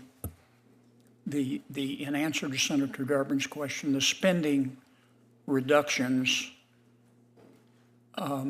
reducing the federal budget would increase anti-Semitism. Isn't that what you said? No, I did not. I said that the constant threats to cut money to the Office for Civil Rights and the Department of Education prevents the federal government from adequately investigating anti-Semitism and other hate crimes on college campuses. So you think one way to stop anti-Semitism is to give people more money? Is that right? I think one of the ways is to actually fund people that are actually designed to investigate anti-Semitism on college campuses. What's there to investigate? We see it. We saw it. Did you watch television? Did you see what happened at Columbia? Absolutely. Yeah. I mean, it was clear to me that the administration at Columbia and most members of the faculty believed passionately in diversity, equity, inclusion, and the right to hurt Jews. That's what I saw. Isn't that what you saw? I saw. Isn't that what you saw? I saw protesters against the war in Gaza and them using some anti-Semitic slogans and thoughts. I would say, however, that it's hard. I would say, isn't that however, what you're telling me? that that's not what you saw. Now, don't get off the subject on me now. You're telling me that's not what you saw. I'm telling you that it is difficult for the federal government to adequately address the issue of anti-Semitism. Are you telling me the Columbia administration and the faculty was supportive of the Jewish community? I think that they are trying to You need to stop dipping into your ketamine stash. Into what? Excuse me? Now, if we're going to solve this problem, we need to talk about it. And it wasn't just at Columbia. It was at Berkeley. It was at UCLA. It was at Barnard. And Columbia has a history of discriminating against Jewish people. They used to refuse to let Jewish students come to their university. Now, you can try to bubble wrap this, but that's what I saw. If you want to stop a lot of the anti-Semitism, maybe we need to stop teaching kids to be anti-Semitic. Sir, I would relish that opportunity. Let me ask you a question, Ms. Kohab. Did I say that right? Kohab. Do you think it's possible to feel compassion for the Palestinian people without hating Jews? Absolutely. Would you elaborate on that? Because it looks to me like many of our Ivy League universities, they weren't the only ones. Some universities handled it well. Vanderbilt, University of Chicago, Tulane. But it looks like the administration was teaching kids you got to pick a side. Mm-hmm. You either have to hate Jews or you have to be for Hamas. You can't be. There's no middle ground. Tell me what you saw. You've written a book about it. Maybe Mr. Rocklin ought to read it.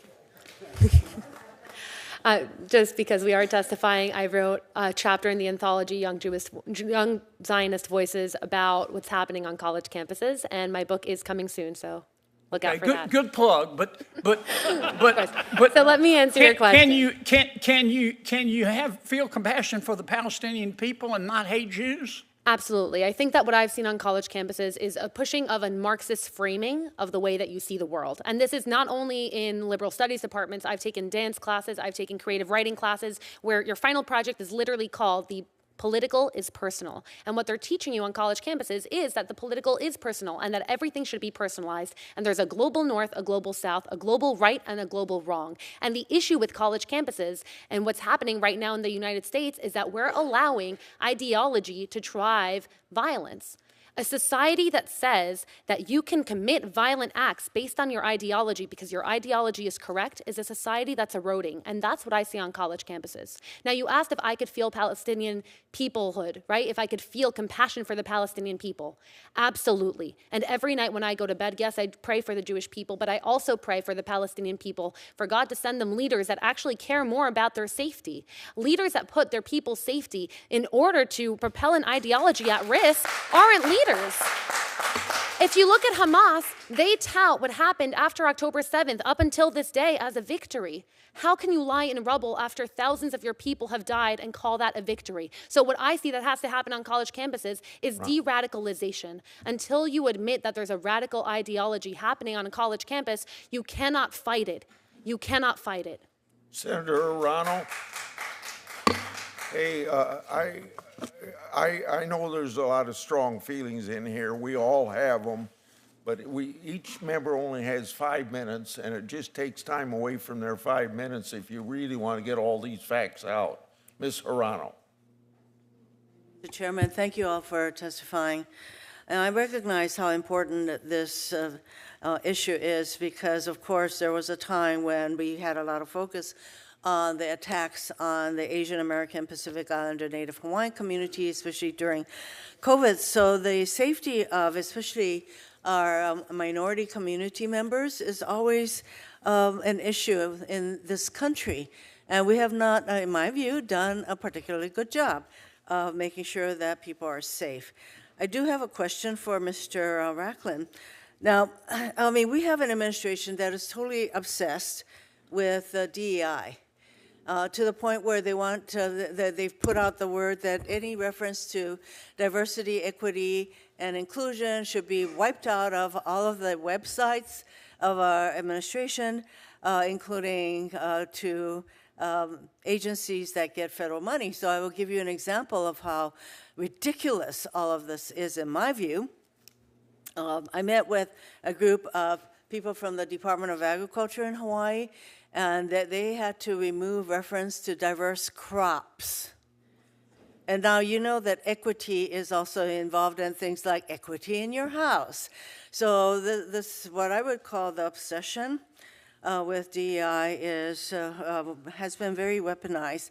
Mr. Rachlin, Title VII of the Civil Rights Act, which is a longstanding law, prohibits discrimination on the basis of race, color, religion, sex, or national origin. We already have a law. We already have a law that prohibits discriminatory hiring, for example, and also in employment, et cetera. We already have that. So what I don't get is why there's all this anti-DEI fervor that I think adds to the kind of discrimination and divisiveness in our country. So do you have any thoughts about what's happening with DEI and how it's not helping? Yeah, first, in addressing discrimination in our country. First, thank you, and thank you for pronouncing my name correctly. But I would say this regarding to DEI and what exactly you said about Title VII is one, we have laws on the books. The ability to attack DEI initiatives and the continuous obsession with them does nothing but create division within our society. If the administration was truly interested in actually addressing this, they would look for ways to actually bring different populations together and different communities together rather than labeling things as diversity, equity, and inclusion and trying to divide them apart. It's a very strange obsession that I've noticed over the last several months, actually. I think that it's definitely become weaponized as far as I'm concerned. And the DEI is blamed for everything by people who obviously have not faced the kind of discrimination that truly should be illegal. It already is, frankly. I have to share with you one other instance during the horrific incident with the plane crashing into the Potomac.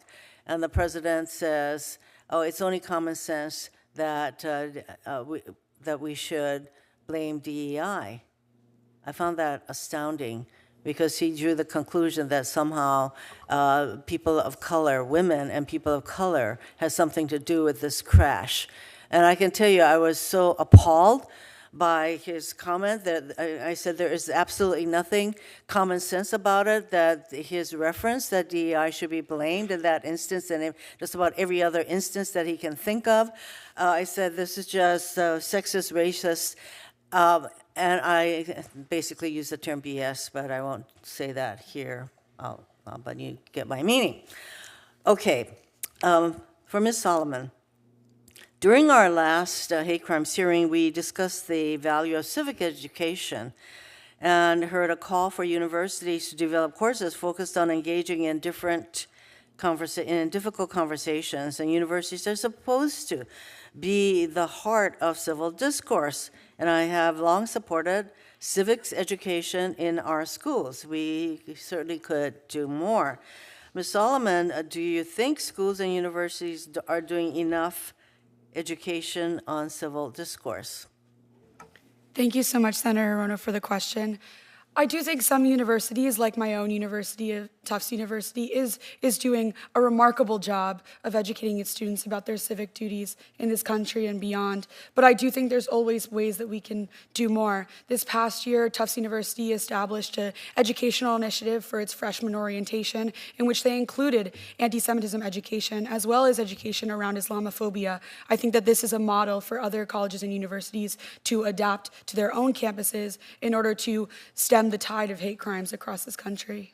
One would think that the university setting is especially appropriate as a place where different ideas can be contemplated and debated. And as a person who, basically I matriculated during the Vietnam War. I was at the University of Hawaii where I protested, and it is one of the activities that awaken my sense of civic responsibility. Thank you very much to all of you. Senator Schmidt. Thank you, Mr. Chairman. Thanks for having this hearing. And it occurred to me as I'm just listening here that the Democrats have a real problem on their hands. There's a growing wing, Hamas wing of their party. So in a really tough spot to have these conversations. So I'm glad you had this.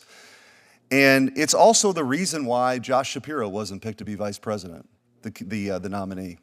I mean, this is just the hard calculus that Kamala Harris made, is that it would upset the pro-Hamas wing of the Democrat Party, and she's worried about losing Michigan. That's the truth.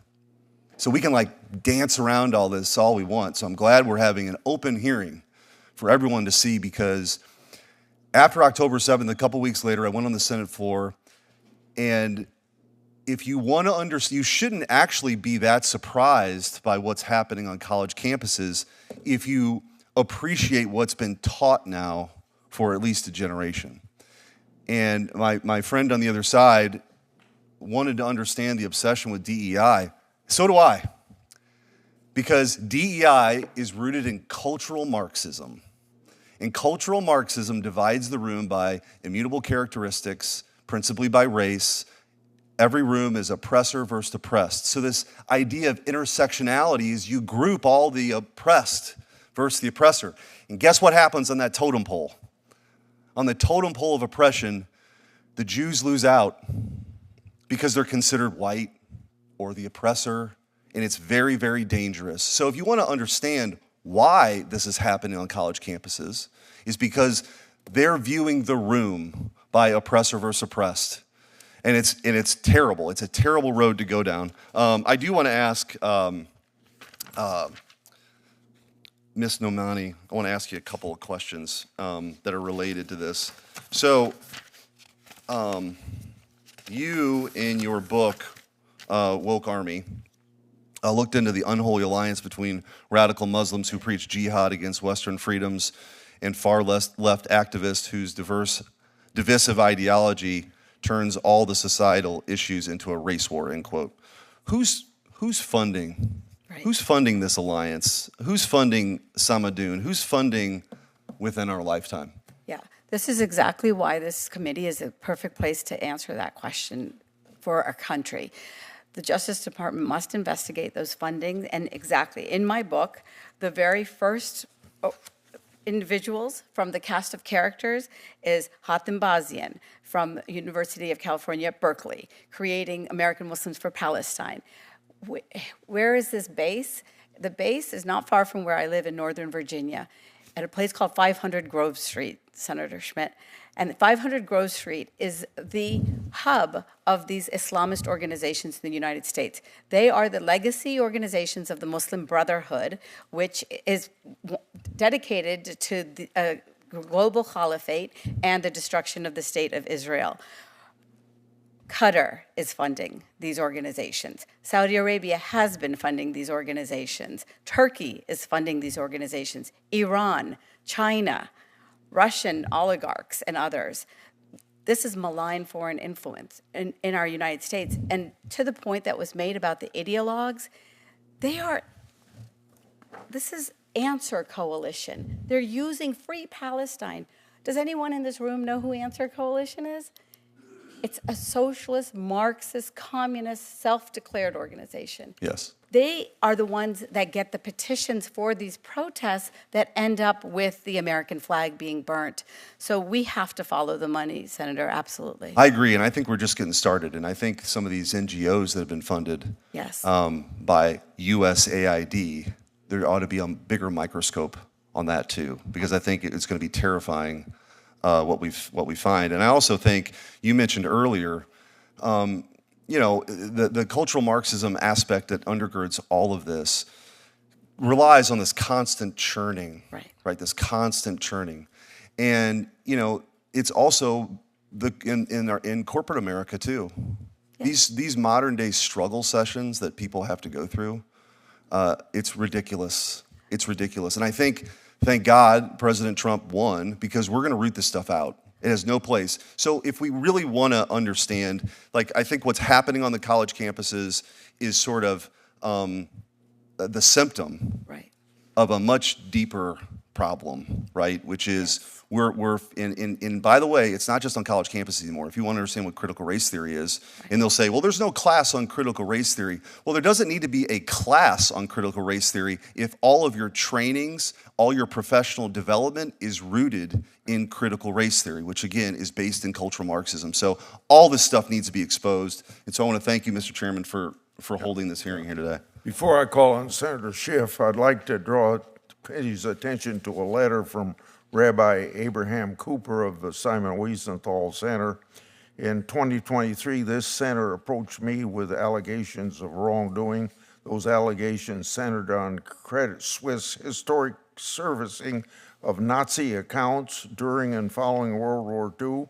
As then ranking member of the Budget Committee, I asked Senator Whitehouse, then chairman of the committee, to join me in opening an investigation, which now continues under my chairmanship of this committee. Although 78 years have passed since Nazis surrendered following the war that resulted in 75 million deaths, there's still much to learn about the Holocaust. Recently, after I sent a letter to Senator Milei of Argentina, he agreed to opening previously sealed Nazi archives in that country. So I wanted to give my thanks to him and the tenacity of the Simon Wiesenthal Center for their efforts to uncover the truth. So without objection, I'll include this in the record. Senator Schiff. Senator, I'd like to ask permission to enter into the record a statement from the Jewish Council on Urban Affairs, a 61-year-old organization in the community of Chicago, and ask that it be included in the record. Without objection, that will be included in the record as well. Senator Schiff. Thank you, Mr. Chairman, and thank you, Chairman, for holding this hearing. I think for those of us in the Jewish community, the shock of October 7th was one thing. The scale of it, the barbarism of it, the torture, the rape, the murder, the continuing depravity of it. But the unleashing of the wave of anti-Semitism was another shock that I think we're still trying to grapple with, and we've had to come to recognize that this ancient scourge is always with us. It is never far from the surface, always there to be tapped. I'd like to ask about the disturbing presence of anti-Semitism on the left and on the right, because I think we have a problem coming from both directions. On the left, I wonder if you could shed light on why it seems that at some of our academic institutions that are known for their strongest academic excellence, we see some of the most prevalence of anti-Semitism. Is it because they're a magnet for people who come from off campus, or is there something else going on that we should be aware of? And in terms of anti-Semitism from the right, what are we to make of the use of these Nazi salutes by some of the thought leaders of the Republican Party, the Trump Republican Party, like Steve Bannon or Elon Musk. What are we to make of a vice president unwilling to meet with the mainstream German chancellor, but eager to meet with the alt-right party leader? This embrace of the alt-right at home and abroad, what are we to make of that? And how are we to reconcile that with a claim of being opposed to anti-Semitism? So if I could start, Mr. Rachlin, with you on the right, and Ms. Salman, if you could address the issue on campus from the left. Thank you, Mr. Schiff. I really appreciate the question. I completely agree. The rapid coming forth and normalization of anti-Semitism from the right is deeply, deeply disturbing. And it extends beyond Steve Bannon and Mr. Musk. We've seen secretaries in this cabinet, as well as other administration officials, propagate the Great Replacement theory, which is basically says that Jews are trying to replace the white race, and it also disseminates farther beyond that as well. What I find most troubling is there seems to be an inability to reconcile on the right and in the conservative movement that anti-Semitism is real and that they're unwilling to seem to confront it. And I would actually point to the Heritage Foundation's Project Esther, which completely dismisses right-wing anti-Semitism as non-existent. That kind of language is just not true. The vast majority of violence comes from the right. But I would also say, to your point, anti-Semitism is a whole society problem. It is something that we have to address as a whole society, right and left. There is anti-Semitism on both sides. And so it's going to require a comprehensive approach to eradicate it from our society. Thank you. And Ms. Salman, things seem better on college campuses this year, thankfully. But how do you comprehend the challenge, and why does it seem so much more prevalent on institutions known for their academic excellence? Thank you so much, Senator, for the question.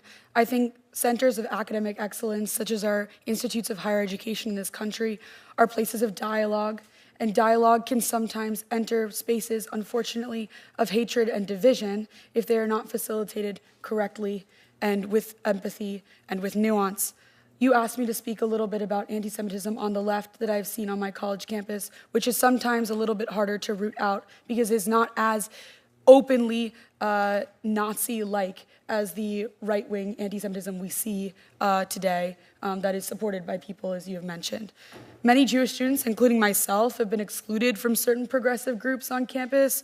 I personally know also students who have been bullied out of housing because their affiliation with Jewish groups. And this has nothing to do with Israel. This simply has to do with us being Jewish. It also means, Tufts University also had an issue with student groups boycotting different Jewish groups on campus, simply, again, because they are Jewish, nothing to do with Israel-Palestine or their conflict. I do want to say that I'm really thankful to be here as the only student on this panel to represent a student experience that I think is actually part of the vast majority of student experiences, but has not been heard previously in previous committee hearings because it is much easier to listen to students who are on the more extreme or radical side. It is much harder to listen to students like me who have a much more nuanced perspective and nuanced experience over the past year and a half. Thank you, Ms. Chairman. Thank you, Senator Schiff. Appreciate all of the witnesses being here today. This is obviously an incredibly important hearing, specifically held to address anti-Semitism. And, we will never address it, we will never fix it unless we have people on both sides making true representations. I was very surprised to have one witness blame our recent president for anti-Semitism when college campuses were overtaken and Jewish students had criminal acts perpetrated against them under a different administration. But I also thought it was interesting that we blamed the right for not admitting anti-Semitism is real when you have heard every one of us say, what are we going to do to address it? In Florida, and I appreciate the compliment for our universities, we did not see the incredibly dangerous, reckless, offensive criminal behavior that we saw on college campuses around the nation, but that doesn't happen by accident. As soon as we saw this popping up, I was Attorney General. Leadership in Tallahassee was very clear. This is a law and order state. It will not happen. We communicated directly with our presidents. And not only that, I communicated directly with our chiefs of police, instructed them on the laws, the criminal laws that we were seeing, that people should be arrested for. And we specifically communicated with our state attorneys and said, if they are arrested, the last thing you should do is advocate that they get right back out and go right back to the university. As we saw in other states, this is proactive ways to stop this behavior before it destroys any semblance of sanity and peace and structure and free speech among a university. And so I'm really interested in some of the statements that maybe we give additional funding to stop this behavior. I think that's incredibly insane. In fact, I heard Senator Lee talk about, are we using all of the tools at DOJ to stop this? I think maybe we should examine, since federal funding flows to universities, maybe we should examine when universities are accused of allowing violations of the Civil Rights Act, and maybe when there are court opinions that actually make findings to suggest that has actually happened, maybe we should start clawing back federal funding that's already been given to them. That's a thought. And maybe, just maybe, the thing that happened last week where the university president asked permission in the middle of a protest of the protesters if he could go to the bathroom, maybe that wouldn't be happening if he thought maybe his federal funding might be clawed back. I was just wondering what you thought about that, Ms. Cohab. Thank you. That's a great question. I think that something has to be held over the university's heads, because unless something happens and something changes and there's actual consequences, why would you change your actions? Look, I don't think the overwhelming majority of administrators are inherently anti-Semitic.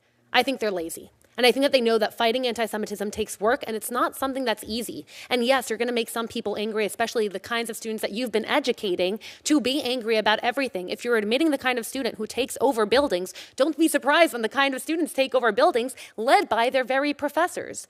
That's the thing. We keep saying that there's an issue in higher education, but we have our head in the sand as to how to fix it. I think that consequences are absolutely necessary. Filing my complaint was enough to get NYU to the table for a settlement, but that wasn't even close to changing what happened. After October 7th, you still saw encampments at NYU, and they still had another case against them. I think that the law changes very slowly, and that the only way to hold people accountable is to make sure that there are consequences on the other side. And Ms. Lewin, I'll ask you same question. Do you believe if we had additional tools provided by the government that allowed for a clawback of federal funds if universities were found to have allowed or even facilitated civil rights violation, do you think that would help in combating anti-Semitism on campuses? And you can answer briefly. Absolutely, Senator Moody. I think that what we need most is to hold the universities accountable. The law is a very powerful motivator.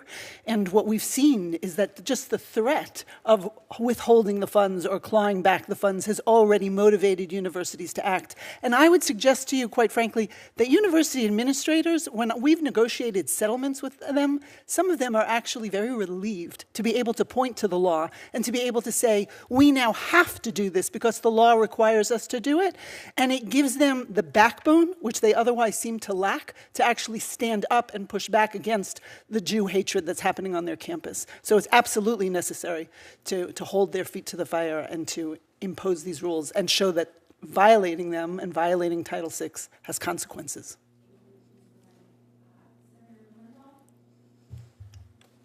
Thank you. Thank you all for being here today on this really supremely important topic. I think all of us on this panel were horrified to see what happened on our campuses and what happened in many other public spaces in the wake of October 7th. I have visited Israel numerous times since October 7th, but one of the memories that is seared in my mind is a conversation in the War Cabinet with Prime Minister Netanyahu and a number of the other ministers shortly after October 7th, and they played the videos. Some of it has now become public. Then it was not, and some of what we saw has not been made public, but it was the most stomach-turning, absolutely sickening pictures that I've ever seen. And one of the ministers said, pointing to the video, you know, throughout our history, the Jewish people have had to run and hide. Israel was supposed to be a place where we no longer had to run and hide. These people tried to run and hide. We cannot tolerate this anymore. And I think someone understanding that view can also understand why the violence, the threats of violence, the taunts and other stuff that occurred on campuses and throughout the world after October 7th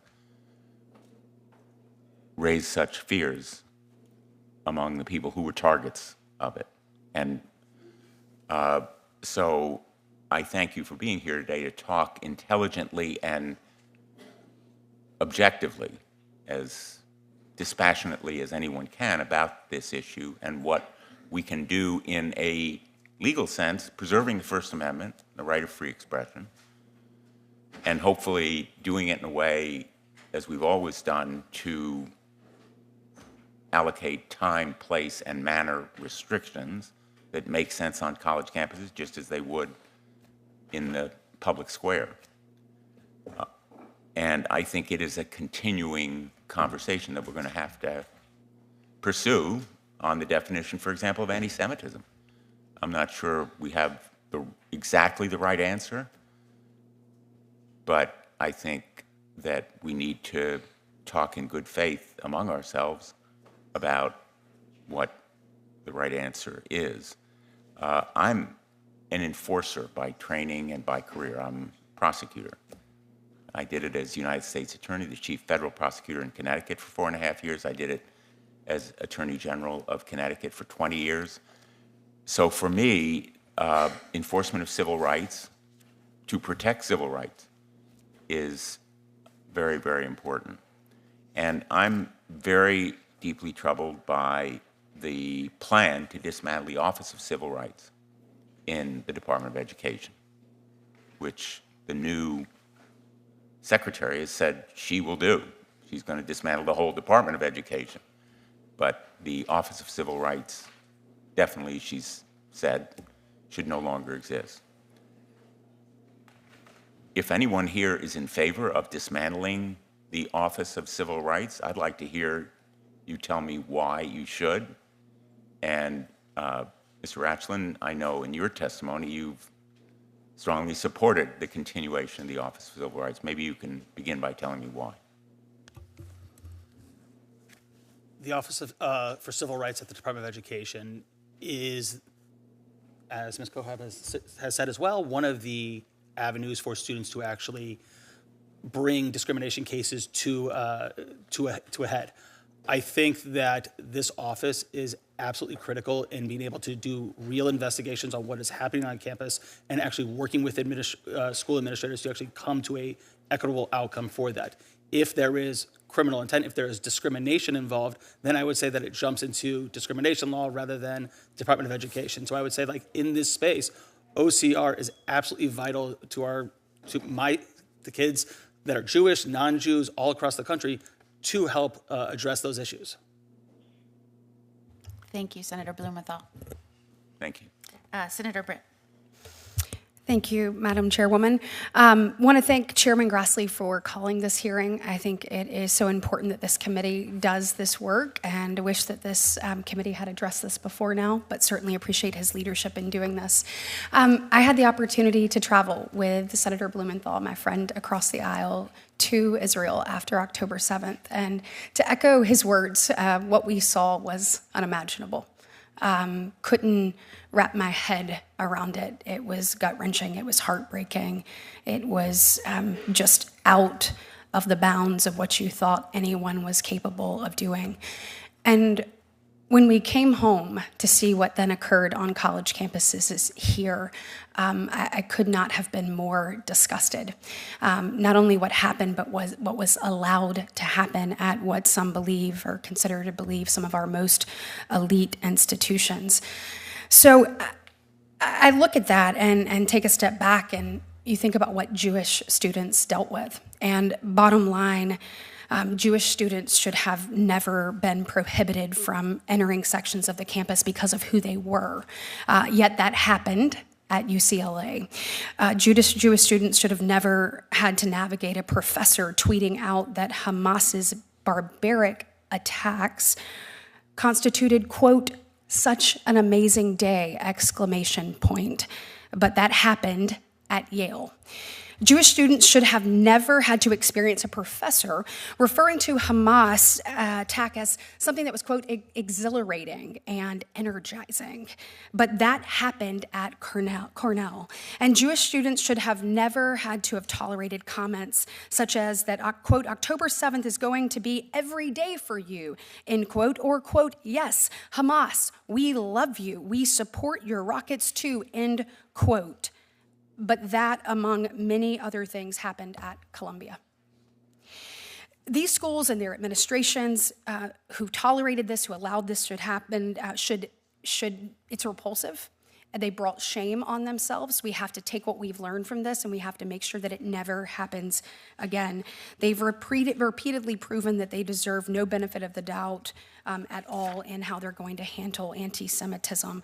I'm glad that both Congress and the Trump administration have said this is going to be a priority, and I'm proud to be a co-sponsor of a number of bills from the Anti-Semitism Awareness Act to Countering Anti-Semitism Act, amongst a number of others that are going to hit this head on. But I want to ask a couple of questions. Mrs. Lewin, I know that the Brandeis Center undertakes a great deal of research and legal advocacy in this space. But because of that, though, I'm interested in your view of what steps Congress actually needs to take to strengthen Title VI as it relates to combating anti-Semitism and just a hostile educational environment and those claims in courts. You know, is it a matter of simply adding discrimination based on the religion to the statute? Is it better to clarify what constitutes actual discrimination on the basis of race or national origin? Or do we need to codify the 2004 Marcus policy? What is it that we actually need to do to make sure that this doesn't happen again? Thank you very much, Senator Britt. I think start off with adopting the IHRA definition, right? Let's codify the Executive Order 13899. Okay. That's really important because that will help us understand and recognize the difference between, as I've said, a legitimate political debate and the vilification of Jews. When you demonize, apply a double standard, or delegitimize not only individual Jews, but the Jewish collective, the Jewish nation state of Israel, that's not criticism of Israel similar to that leveled against any other country. We need that definition because we need to be able to start teaching our society how to define and understand the difference between the two. And then I do think we need to give whatever strength we can, as Senator Moody was saying, to make sure that we're holding accountable anybody who is violating Title VI, and that includes removing federal funding. Yes, halting exactly. It. Stop. Why would we give you money if you were violating Title VI? Correct, because what needs to be understood, as you said when you talked about the Marcus policy from 2004, is that when faith-based groups are targeted on the basis of their shared ancestry or ethnicity, that is a violation of Title VI. If you see groups that are being denied the equal access to educational opportunities because of their shared ancestry and ethnicity, so when you have folks on campus who are encircling Jews, spinning at Jews, cutting the Jews out, saying to the Jews, you're not welcome, not only in my club, you can't go through the encampment. I've had students who have told us that there are students who will get up, they won't sit next to them because they're a Zionist. They won't allow them in their plays because they're a Zionist. They won't include them in any of their activities. They are being shunned, they're being marginalized, and it is not a conversation about the Arab-Israeli conflict. I will just say, because it's one story that I think is important to be heard about how this is not a political very debate. briefly, I know that Senator Britt's run out of her time, but if Go you ahead. would like to I wrap will. that up We can very do it at the end. In a different question, then I'll give that answer. Okay, I hope somebody gives her an opportunity to say that. I hope so. Hey, thanks, guys. Appreciate it. Appreciate it. I think Senator Welch would be upset with me as chair if I let everyone go past. Senator Welch, go ahead. Thank you, Madam Chair. You're moving Over here. You're moving fast, I am, sir. and that's tough to do when you're sitting next to Senator Britt. Thank you all very much. You know, it's amazing. We have a wonderful state in Vermont, and it's a very tolerant state, but we're having a very alarming increase in anti-Semitism. It's not just October 7. We saw that before. Obviously, October 7 has intensified it.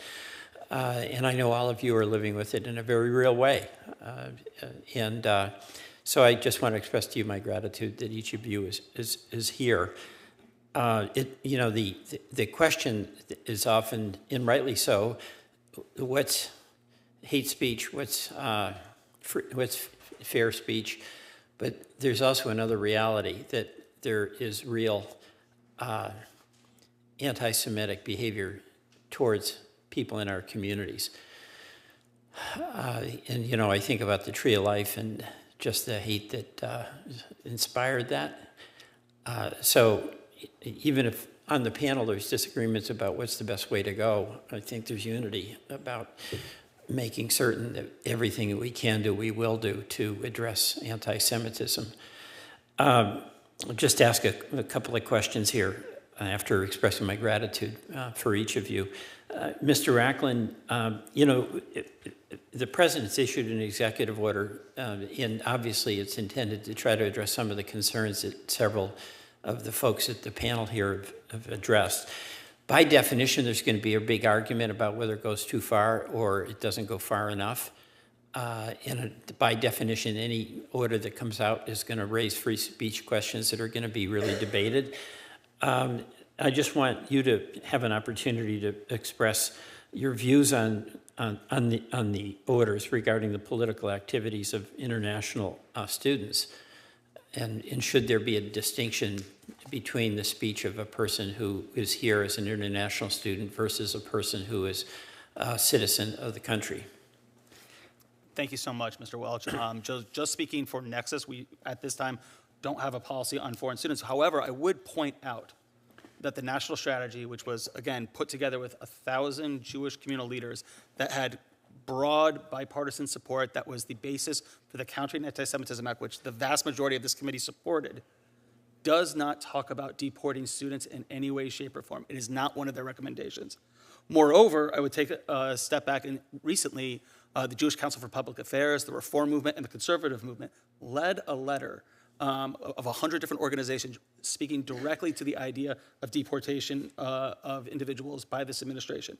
And what they've said is that the scapegoating and dehumanization of immigrants, people of color, transgender people, and other marginalized groups to justify draconian and unconstitutional policies, these ideas fundamentally threaten the freedom and safety of all Americans. So I think that there needs to be an that regardless of how you think, it's important to listen to the vast majority of the community very skeptical of this type of action. But I think overall, when you look at this national strategy that I have right in front of me right here, it doesn't say anything about that. Okay. And that came with so much endorsement from the community. I want to thank you. I want to go, Ms. Solomon, can you just give us some sense of what you think endangers dialogue among students? You've got a lot of experience at Tufts. Are there things that we can do that allow for robust debate but mutual respect? Thank you so much for your question, Senator Welch. I think that, as you said before, universities must differentiate between protected speech and threats of violence. But I think what's even more important is that dialogue can be had, best be had, on the basis of education. If we are not aware of what is happening, we cannot have constructive dialogue about what is happening. And what I find issue with is when we are actively seeing people advocate for the cutting of federal funding to OCR, which is free and is often the only way for Jewish students to access avenues of advocacy. We are seeing that being threatened. I don't understand how we are able to encourage higher education institutes to be able to have these dialogues if there are so many political leaders advocating for the foundation of them to be cut off? That was very helpful. I'm just going to give you a chance. What about OCR? I mean, that does seem like a pretty serious question. Yeah, Ms. Kojab, thank you very much. And you can answer very briefly. Very briefly.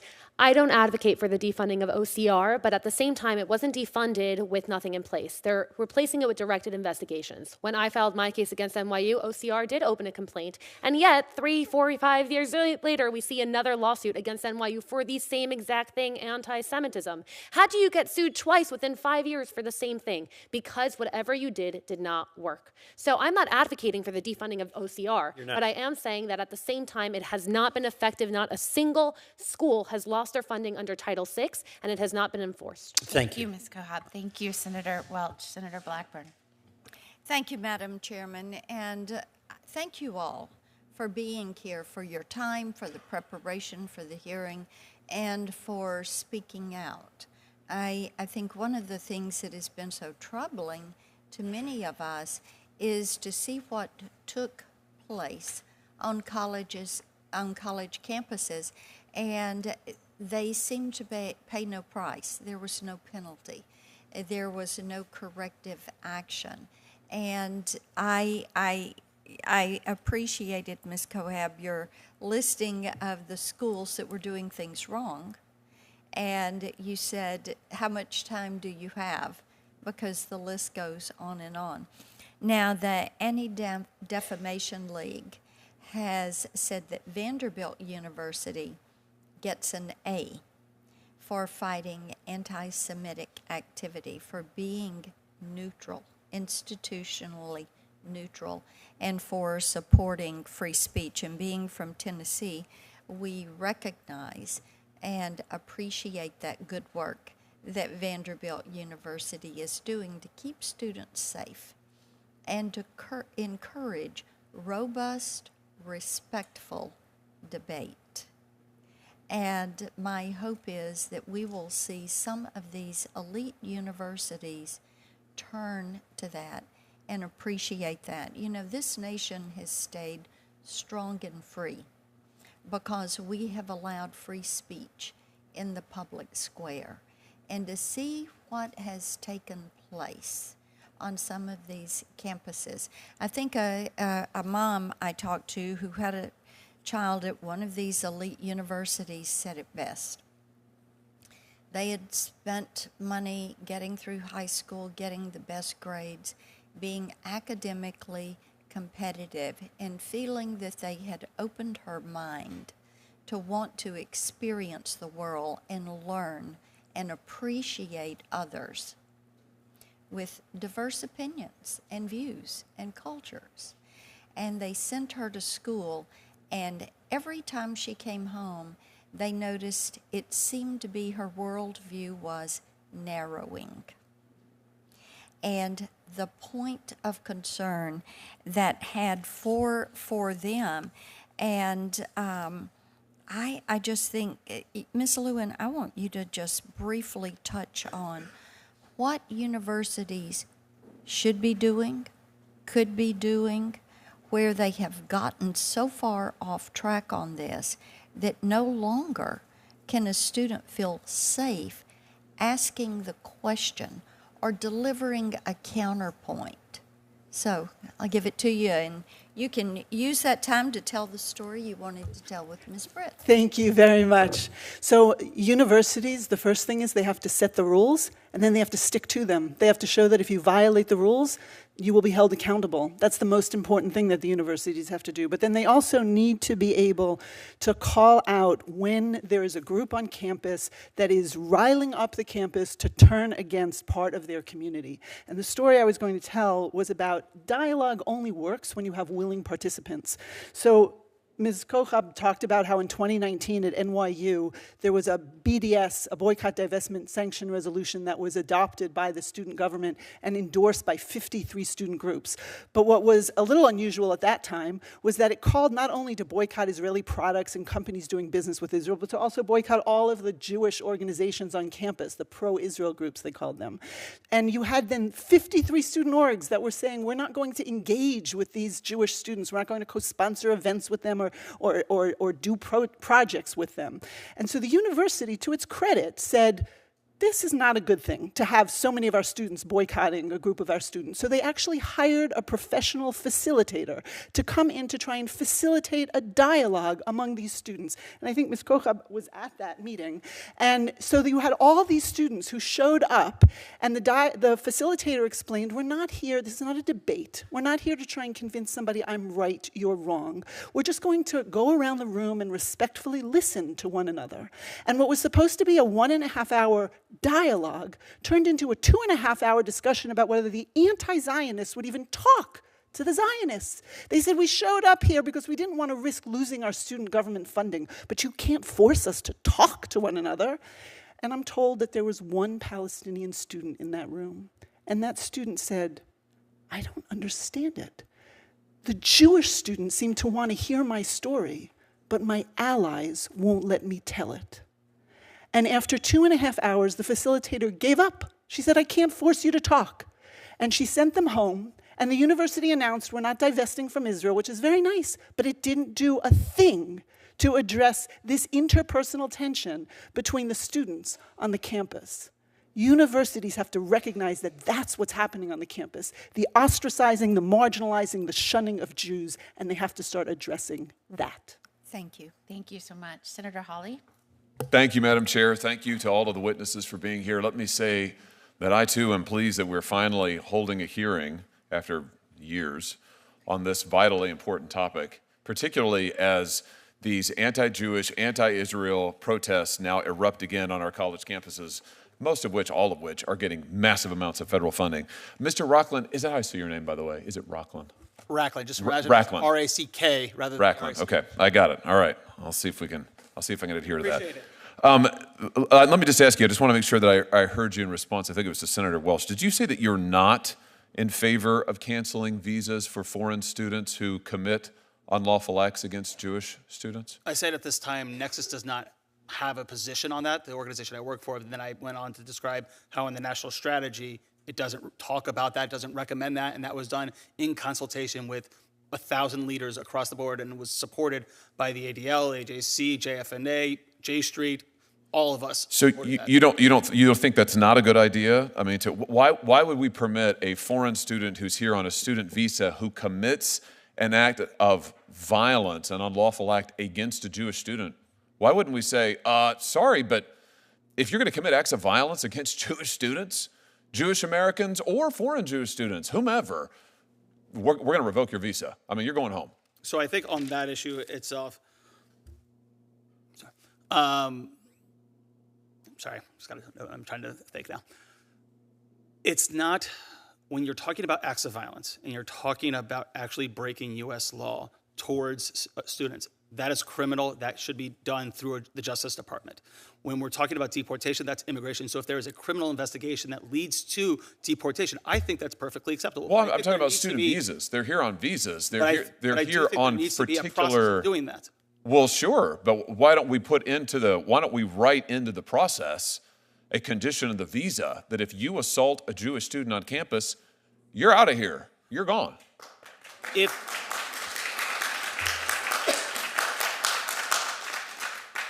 If it was written in the statute and if it was broad enough to be not just be for Jews, but for all people that have experienced discrimination, regardless of who they are, I think that we should look at that. But I think until that is in law, what I'm basing this on is what the current statute says and what currently is being done. Well, listen, I guess I don't understand the hesitation here at all. To me, this is an easy call, and I've urged the current Secretary of State, Secretary Rubio, to do this, and I think he's got the authority to do it. My position is it would send an incredibly clear message. If you come to this country on a student visa, you are here as a guest of the United States for particular purposes. If you assault a Jewish student on campus, you ought to be out of here. And we ought to make it clear to people we are not going to tolerate it. We're not going to tolerate it for any reason. Can I just ask you why I have you here, Mr. Racklin? Yeah, I've heard you talk about DEI. I just want to be clear on this. You would agree, wouldn't you, that much of this DEI rhetoric has been weaponized against Jewish students? The DEI dialogue has been weaponized against them. They're called colonizers. They're called imperialists. They're called oppressors. It's the classic intersectionality DEI language. I'll give you some tangible examples. The DEI chair at MIT publicly issued statements calling Israel a genocidal apartheid state. You have the University of Washington's DEI office that sent out an email describing Israel as, once again, an unlawful and oppressive settler colonial apartheid state. The DEI program coordinator at Rutgers said to Jewish students, F you colonizer, F you Zionists. I mean, my point is, isn't it time to speak some truth to power here to these people and to say that Israel is not a colonizer state. It is not an apartheid state. Jewish students are not colonizers, and this kind of rhetoric shouldn't be weaponized against them. You'd agree with that, surely. I would say that it's wrong to blame Jewish students for the actions of the state of Israel in any way, shape, or form. And it's wrong to call the state of Israel a colonial apartheid state. I would say that Israel right now, a number of different human rights organizations talk about them in that sense. Personally, I don't see Israel that way. I've been there many a times. I have family that live there. I've been to the West Bank. I've enjoyed it. However, there are considerable issues regarding the occupation that need to be addressed, and inadequacies between how Palestinians live in the West Bank versus how Palestinian Israelis live in. My time, I'm only interrupting you because my time has almost expired, and the chairwoman is being extremely strict on the time. So, but I just want to make this point because I think we're seeing it over and over and over where you have actual campus apparatus, DEI apparatus on these campuses. These are departments, these are officials, these are professors who are weaponizing that against Jewish students. My question is, shouldn't we condemn that? No holds barred. Say that is wrong for DEI officials to be saying Israeli students are colonizers, Jewish American students are colonizers, Israel's an apartheid state. That is wrong, full stop, no conditions. Would you agree with that? I would say that a lot of DEI programs need to actually bring into its anti-Semitism training, either going to other organizations, because so much of what is happening within the DEI or just be eliminated. Why don't we just eliminate the DEI programs and eliminate the kind of reverse discrimination against Jews that they are promoting? I appreciate your passion, and we understand. Thank you very much for your participation. I'll also, I caught myself a moment ago getting excited as well, but I'll remind the audience, as Chairman Grassley said, we need to conduct this hearing with decorum so that we can remain efficient. So I'd ask for your help and participation in that. And with that, I'll send it over to Senator Cruz. Anti-Semitism is evil, it is wrong, and it is flourishing with the acquiescence and, in many cases, active participation of students, of faculty, of administrators, and government officials. And sadly, the Democrat Party has a deep and pervasive problem confronting this evil. For the last 2 years, in the wake of October 7th, this committee held 0 hearings on anti-Semitism in the United States, despite the fact that Republicans repeatedly called for it. The acts of violence prior to October 7th, 3,669 anti-Semitic incidents occurred in the United States. Following October 7th, in less than 3 months, that number spiked to over 5,000. In 2024, that number skyrocketed to 10,005 anti-Semitic incidents. This problem is particularly acute on our college campuses. Columbia University was a major epicenter where they encouraged, tolerated, and celebrated this vicious and vile anti-Semitism. Rabbi Eli Buehler emailed every Jewish student on campus and said, quote, "The events of the last few days have made it clear that Columbia University's public safety cannot guarantee Jewish students' safety in the face of extreme anti-Semitism and anarchy. I would strongly recommend you return home." This is the rabbi at the university saying your school will not protect your safety. And Columbia didn't do a damn thing about it. And I'll tell you what, the rabbi wasn't crazy. Here is one picture taken on the campus of Columbia. In the back are Jewish students waving American flags and Israeli flags. In the front is a Columbia student wearing a mask because these cowards are oh so brave they cover their faces, holding a handwritten sign that says Al-Qassam's next targets. Al-Qassam is the military branch of Hamas. Understand what this student is saying. She is calling for the murder of her Jewish classmates. And by the way, this student, the internet being what it is, she's been identified now on the internet. This is not a Palestinian who's subject to oppression.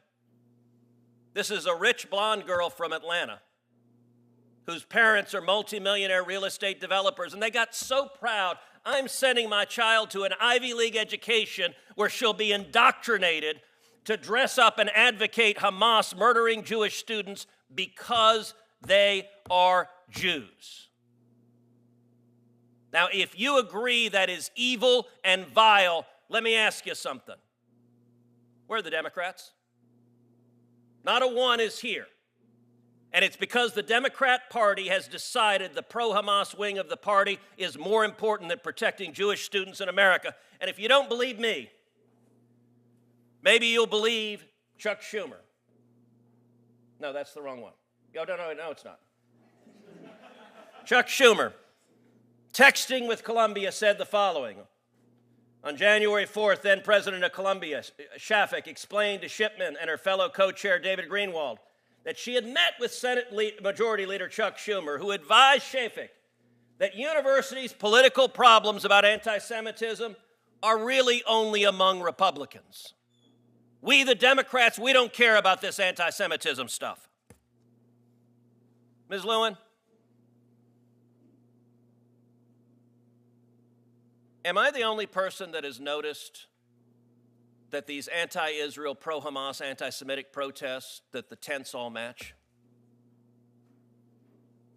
No, you are not the only one to have noticed. Is it clear that there is significant money funding these attacks on Jewish students and attacks on America? It is clear that there is coordination and there must be some common funding. In the last 2 years, under the Biden Justice Department, are you aware of any investigation to follow the money behind these protests? I am not. Are you aware of anyone who has been indicted for funding these protests? I am not. Are you aware of any university that has had their Title VI federal funds cut off because they've tolerated, welcomed, celebrated, and as Senator Hawley put out, had their own officials cheering on anti-Semitism, as even one university lost their funding? I am not aware of any university having actually lost their fund. And I'll point out also, some of the defenders say free speech, free speech. You're right. You have a free speech right as an American citizen to say vile, hateful, bigoted things. Let me ask you something.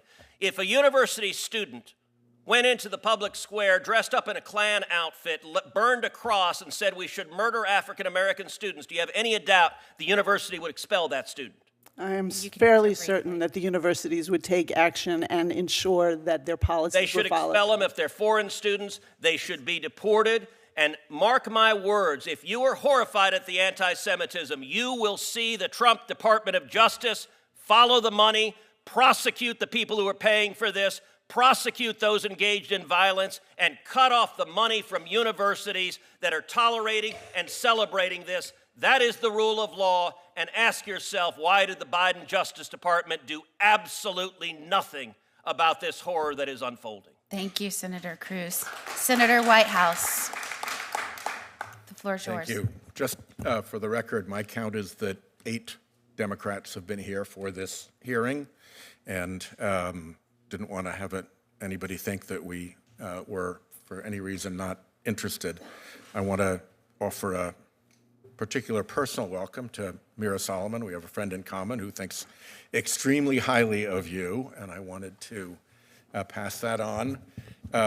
And I also wanted to just offer for a moment some thoughts about some things that went right.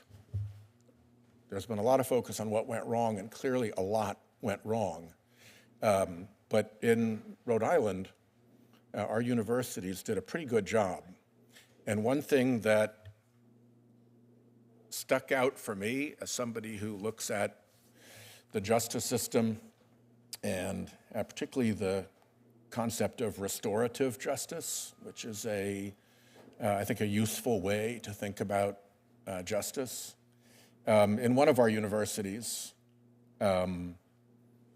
the administration went in to see the protesters occupying a building and did two fairly simple things. One said, you're expelled if you're not out of here by X time, every single one of you. And that managed to clear out the building pretty quickly. I think a lot of parents who put a lot of money into tuition would not be amused. And if you weren't a student at all, you had no business in the building to begin with. The second is that they insisted on a program of restorative justice, so that the students who had interfered with the upcoming graduation, the preparation of their fellow students for the upcoming graduation, for finishing senior projects or other projects in the mad rush to finish out a college year. And they went through a process of restorative justice so that people who had done that had to understand what they had done to their fellow students with these activities. That's not enough, and that's not all, but I thought it was a very useful and creative use of the principles of restorative justice, and it certainly kept the campus on a good, humane, proper footing, which I think was very, very important. So I think I'm the last. Oh no, Senator Moody is still here. I'll close out the hearing with that. I welcome you all. I thank you for your attention to this. There's an enormous amount of work that we need to do, but I think we need to look not only at the bad examples, but also at some of the good examples as we craft ways to make sure that the college environment is protected and the dangerous head of anti-Semitism gets stomped on as soon as it appears. Thanks very much. Thank you, Senator Whitehouse. I want to first thank our witnesses. I know anytime there is a hearing or an event or a discussion which involves so much passion and people that want to protect others, and I know that it is difficult to prepare, it is difficult to be here, it is difficult to participate without being overcome with emotion and many times, and I felt that also from our audience today. So thank you for being here and participating. We're very grateful. Our government does not function unless it is truly a reflection of we the people, and so for everyone who took time out of your lives to be here today with us and participate in your government, this is your government, thank you. This process does not work, our government does not work if it is not reflective of the people that sent us here and gave us this opportunity to serve. So thank you very much for being here today. Thank you for bearing with us as we tried to remain orderly and efficient throughout the morning so that we could conclude at a reasonable time. I appreciate that. The record will remain open for a week, so if there are any submissions that need to be made, you may do so. The senators will have an opportunity to ask additional written questions. If you do receive those, if you could please respond and turn those back in within a week, that would be great. This hearing was a long time coming. We've watched, I think, a lot of us over the last few years, and we're hoping for this opportunity. I thank Chairman Grassley for, as soon as we got the 119th Congress up and going, this is one of his first hearings. He felt it was that important. I agree with him. So many of my colleagues agree with him. So we were waiting for this day with anticipation. I know many of us were frustrated. We only had 5 minutes, but we all tried to stick to that. And we were grateful that you helped us stick to that time limit. Thank you again for being here. I want to thank all of the staff who helped make this hearing possible too. They are the fuel behind the engine that makes this committee run. So we're very grateful to the staff that's with us. And with that, we are adjourned for the afternoon. Thank you so much.